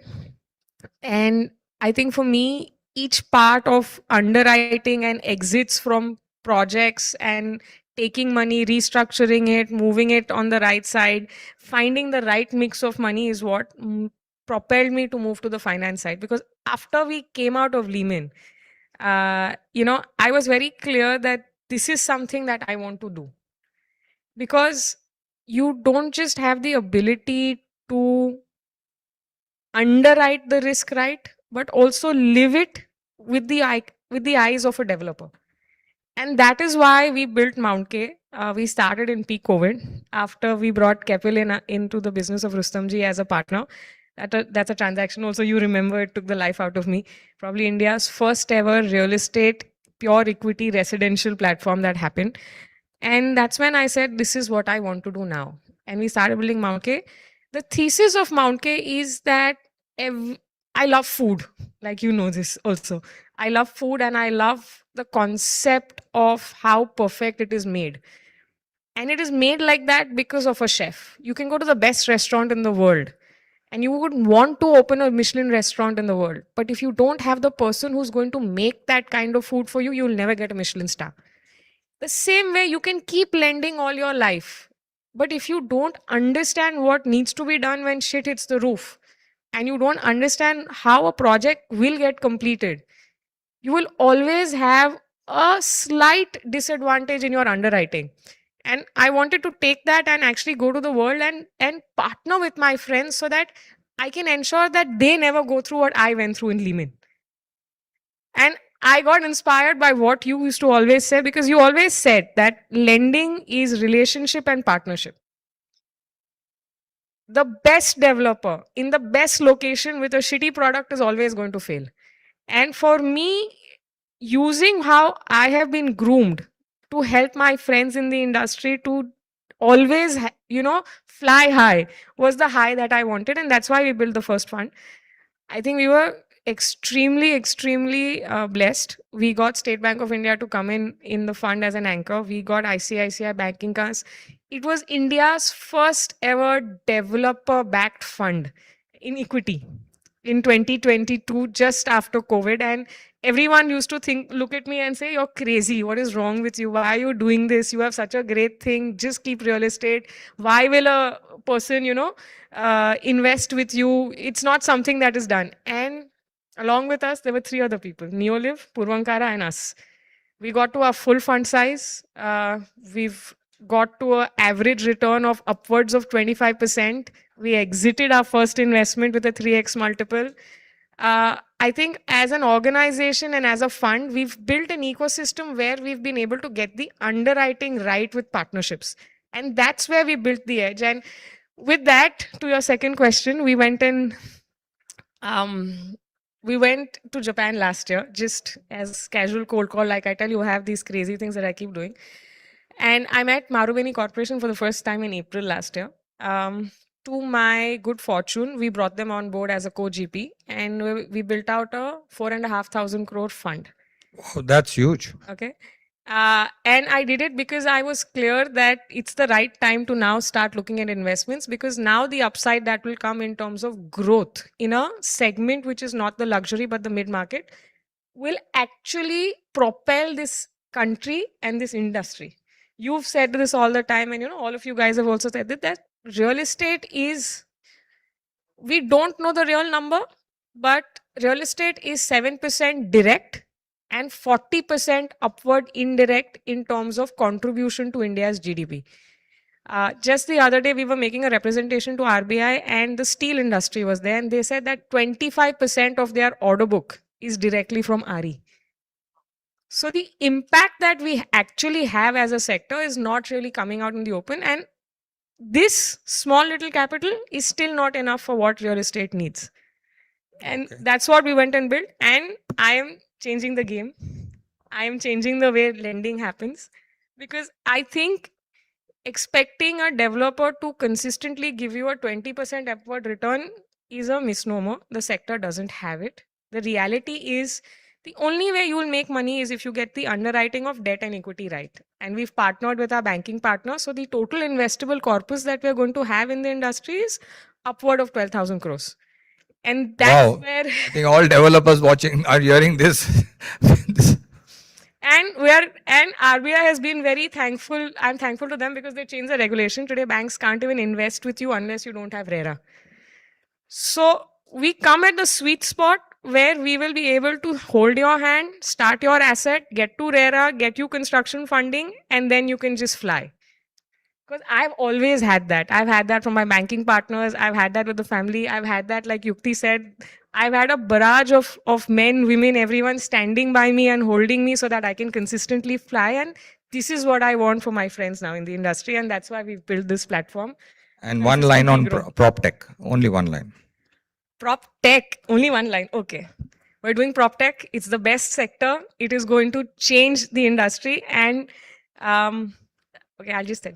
To look at tech differently, we've gone and partnered to do precast in India. We're building a Now she's precast talking. plant in India. Government of Singapore is someone that I've always learned with, and Singapore has done precast better than anyone else. So we got Teonseng to partner to build a precast plant in India and build out precast in India with us, because it is truly going to change the industry. For sure. And it is something which, if you get it right, and with Singapore's 3-decade history of precast, we're going to change a lot of things. And that's my tech venture. Apart from that, there's a tech fund, which we will kind of, continue on. Okay. I think all developers are going to love listening to this, what she has said. 12,000 crores is not small at all, isn't it? I heard you. Okay, now we move to Insia. Insia, by the way, has done many things in life. Aviation, she just told me, which I didn't know, she used to run a salon also. Yeah. And then she entered real estate. Today, she is very actively involved, not only in the development, but also leasing in Prestige of all the commercial assets. So one fun question, one serious question. Fun question is that, as you can expect, which one you are enjoying more? Salon, aviation, or real estate? Second, a much more serious question for the benefit of everybody. Today, when I look at so much of commercial coming up, Prestige is doing a lot. I think in Mumbai also is building like crazy. Others are also doing. They're doing very well, all of them right now. But when I see now work from home coming back, partly, jobs getting lost by AI, Iran war is going to have an impact for a long, long time on the economy. Do you worry about this business or leasing going forward? Or you think that, things will be normal? So, thank you. Amazing question. The second one is what I'll answer first. With Prestige being one of the developers with an absolute quality product differentiator, I think what's important is, like everyone said, and specifically Rima mentioned, it's about space, right? And space not going anywhere. Like we always spoke, real estate and land is gold, and so it is, and it's only getting appreciated, it's only getting better. Having said that, if you are as how do I say, as prominent as Prestige in terms of building that quality real estate, I think it's only going to be there for legacies now. Having said that, again, with regards to how we are positioning ourselves with AI, how the integration is happening, how we're moving forward. One thing I observed very, very obviously, and I'll just give you a little bit of past here from when I joined India Bulls as a developer back about 16, 17 years ago. I personally thought it was a very, very dynamic company at that point of time, because they created a landmark building on the commercial side, which is in Lower Parel, still standing tall.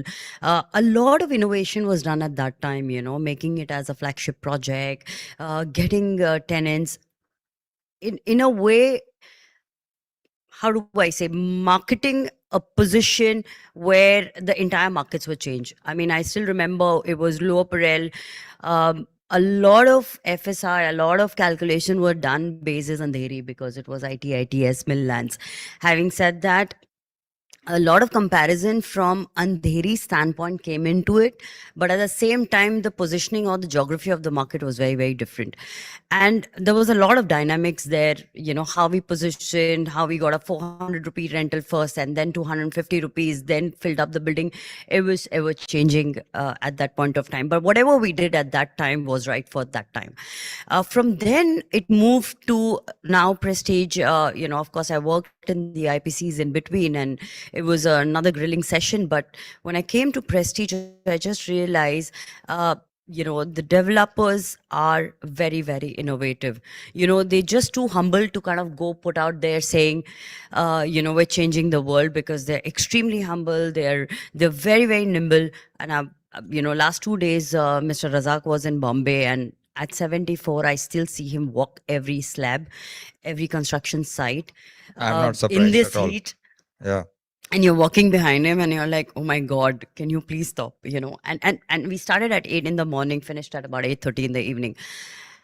From that to project reviews to knowing every number on that slide, it's amazing. You know, you've done everything right, and he'll catch the silliest mistake on that slide, and it's amazing how he does this at this age. So I think, you know, and the most important factor that where I saw is at this age, the nimbleness that he gets, the willingness to learn, the willingness to hear. He's always listening. He's rarely talking, but when he talks substance.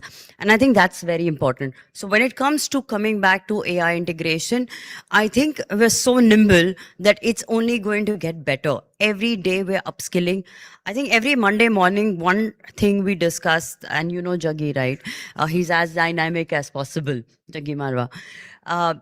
Every single Monday, it'll be spoken about how we're integrating AI, how we are using it in our daily life, and how we are upskilling ourselves. In my opinion, AI is only to help us and not to put us down. In my opinion, AI is not to take our jobs, but get our jobs better, upskill. Talent replacement is going to be in the right way. I think the deadwood always has to move, and that's an industry shift or a dynamic shift which happens with every innovation, and that's what it is. I think the more we integrate with it, the better for us. So that's about AI. Your first question on, and if you could, What are you enjoying more? what am I enjoying more out of the three? Can I have the leeway of saying each taught me very different things?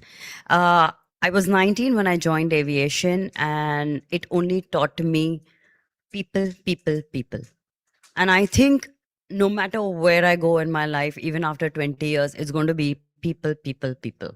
Communicate, communicate, communicate. And I think that's the funda, whether you're in tech, whether you are in any capacity of industry or work, I think it's all about people. As long as you know how to communicate, as long as you know how to have those emotional quotient, nothing is changing. And it's all about all the decision making in a boardroom happens with people, with emotions, whether we say it, we believe it, or we don't believe it. Excel sheets are there to present the facts. But yes, having said that, that was aviation for me. I wish I could in future run a chain of salons, and that would be an ambition. But yes, that's something that will happen in future. So that was a passion, and real estate, I think, has taught me a lot. It's more importantly taught me how to unlearn more than to learn, and I think that's a very important factor. Thank you. Rima, you are also in a very interesting sector or a segment, which is, you know, malls, mixed use, destinations. Again, it is not only the infrastructure in like in any other, you know, like a commercial, etc. This involves the emotions, the experiences of a customer. My question to you, I'll try to keep it different. Insia spoke about AI. Question to you would be, how is AI changing the way now the brands are also getting built, and the way the brands are also, you know, trying to be successful with AI? Second is a very something unique, and I don't know whether it's true. I heard about you that you try to wean or intervene storytelling into your business, which is very interesting. So can you talk about that? Sure, thank you, and I appreciate that that you've done your research and talked about storytelling. So I'm going to take the second question first. I think storytelling is a very human truth. It's just that in the world today where attention is the new currency, stories are the only ones that are here to last. You know, you won't believe this, but chief storytelling officers is an actual designation.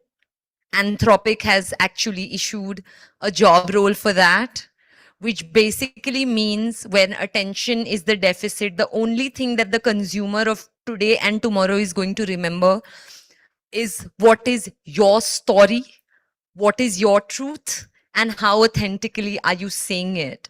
So stories are something that we've lived with as humans. When we were born, our mothers told us stories to put us to sleep. Our dadis told us hamare zamane mein. So that hamara zamana is coming back, right? It's all, the world is round and everything goes round. So those stories that we grew up with and have been a hand-me-down from generation have now entered the boardroom. That's the only difference that I have seen in today's world. And people who tell better stories, I mean, we just heard Benita's story of her journey and then the journey of Mount K Capital through that, right? So the way she narrated the story is what makes it authentic because she's lived that story. Right? It's the power of what you want to say, how honestly and earnestly you want to say it, and how consistently that story stays back in the minds of the consumers. I'll give you a recent example from Bollywood. We love Bollywood, right? Every Bollywood movie or Indian film industry movie that was released in 2025 flopped. Durandar stayed, broke all records. It was 3 hours and 4.5 hours, 7.5 hours, unheard of stories. Right? The reason it stayed is because that storytelling and the medium of which it was communicated was very powerful. So from Anthropic to movies, consumers get moved by great stories, and that's our truth that has always existed since Aad Jugad. We're just bringing it back into the boardroom today. And as far as AI goes, Khushru, I think, you know, I've said this, I'm extremely happy that AI is actually coming in. I'm one of those who believes that, you know, the industrial revolution came in and changed the way we started operating companies and countries and manufacturing and all of that. I look at the internet, I come in from the world where there was no internet to internet taking over, right? So I'm looking at AI personally as one of those things. And in a marketeer's life, if you're not things that we did, which took months and months of crunching and data and analysis, are now getting done in seconds. Look at how much time, energy, effort you can save with AI. So if AI is used correctly, right, where it's you use AI and master it, adapt to the world with AI. If you look at Gen Z, they are AI natives.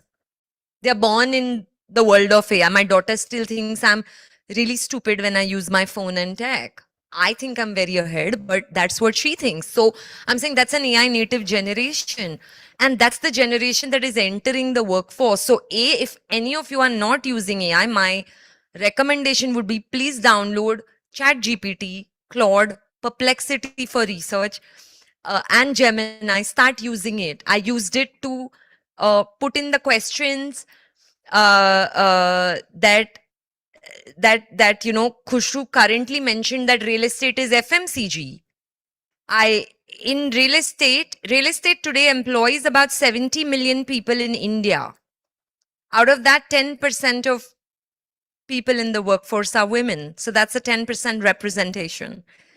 FMCG, on the contrary, has 30% representation of women in India. I used AI to answer that question while in a panel, of course, to sound intelligent, but to also share data with an audience which has come here and is spending their time to be here. I couldn't have done this in the days of back home. So either you embrace AI or be left behind. But please remember, artificial intelligence cannot replace natural stupidity. So So my thing to you is human insight, emotion, creativity is still belonging to the human. AI hasn't been able to replace that yet. I'm not sure. I don't know about the future because it's changing. So you blink and AI has changed. I don't know about the future, but thus far, let humans be the master of AI and use it for the betterment of the world. No, I think I must admit that I asked you that question because I was quite intrigued that what is this storytelling. But to be very honest to you, Rima, I'm taking this back today. That you're absolutely right. Whenever we teach our kids also, we say, you know what, my grandfather used to tell me that. So storytelling in business should be introduced more and more. No, this is my personal takeaway. Thank you very much. Now we move to Shaina. You know, while all of us are talking of making money, doing this and, you know, increasing market cap, Shaina being part of the embassy group, she was actually one of the founders of Stonehill School in Bangalore, which is part of embassy. And she's doing actually, which is very good for all our souls, actually, which is nation building in terms of education, in terms of healthcare infrastructure. Very, very important, which very few people even talk about.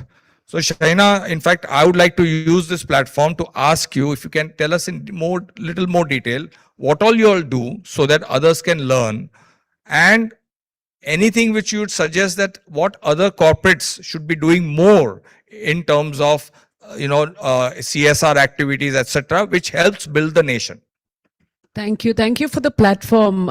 We are, as you know, Embassy Group is headquartered in Bangalore, but we've recently made a foray into the residential business in Mumbai, and we've been here for some time with Blackstone as Embassy REIT in the commercial business. So what this meant for me personally was I was part of the Embassy Group since its very beginning, when Jeetu began his business as a young developer in Bangalore, starting the residential business. So we've seen the company grow, and one thing that we were all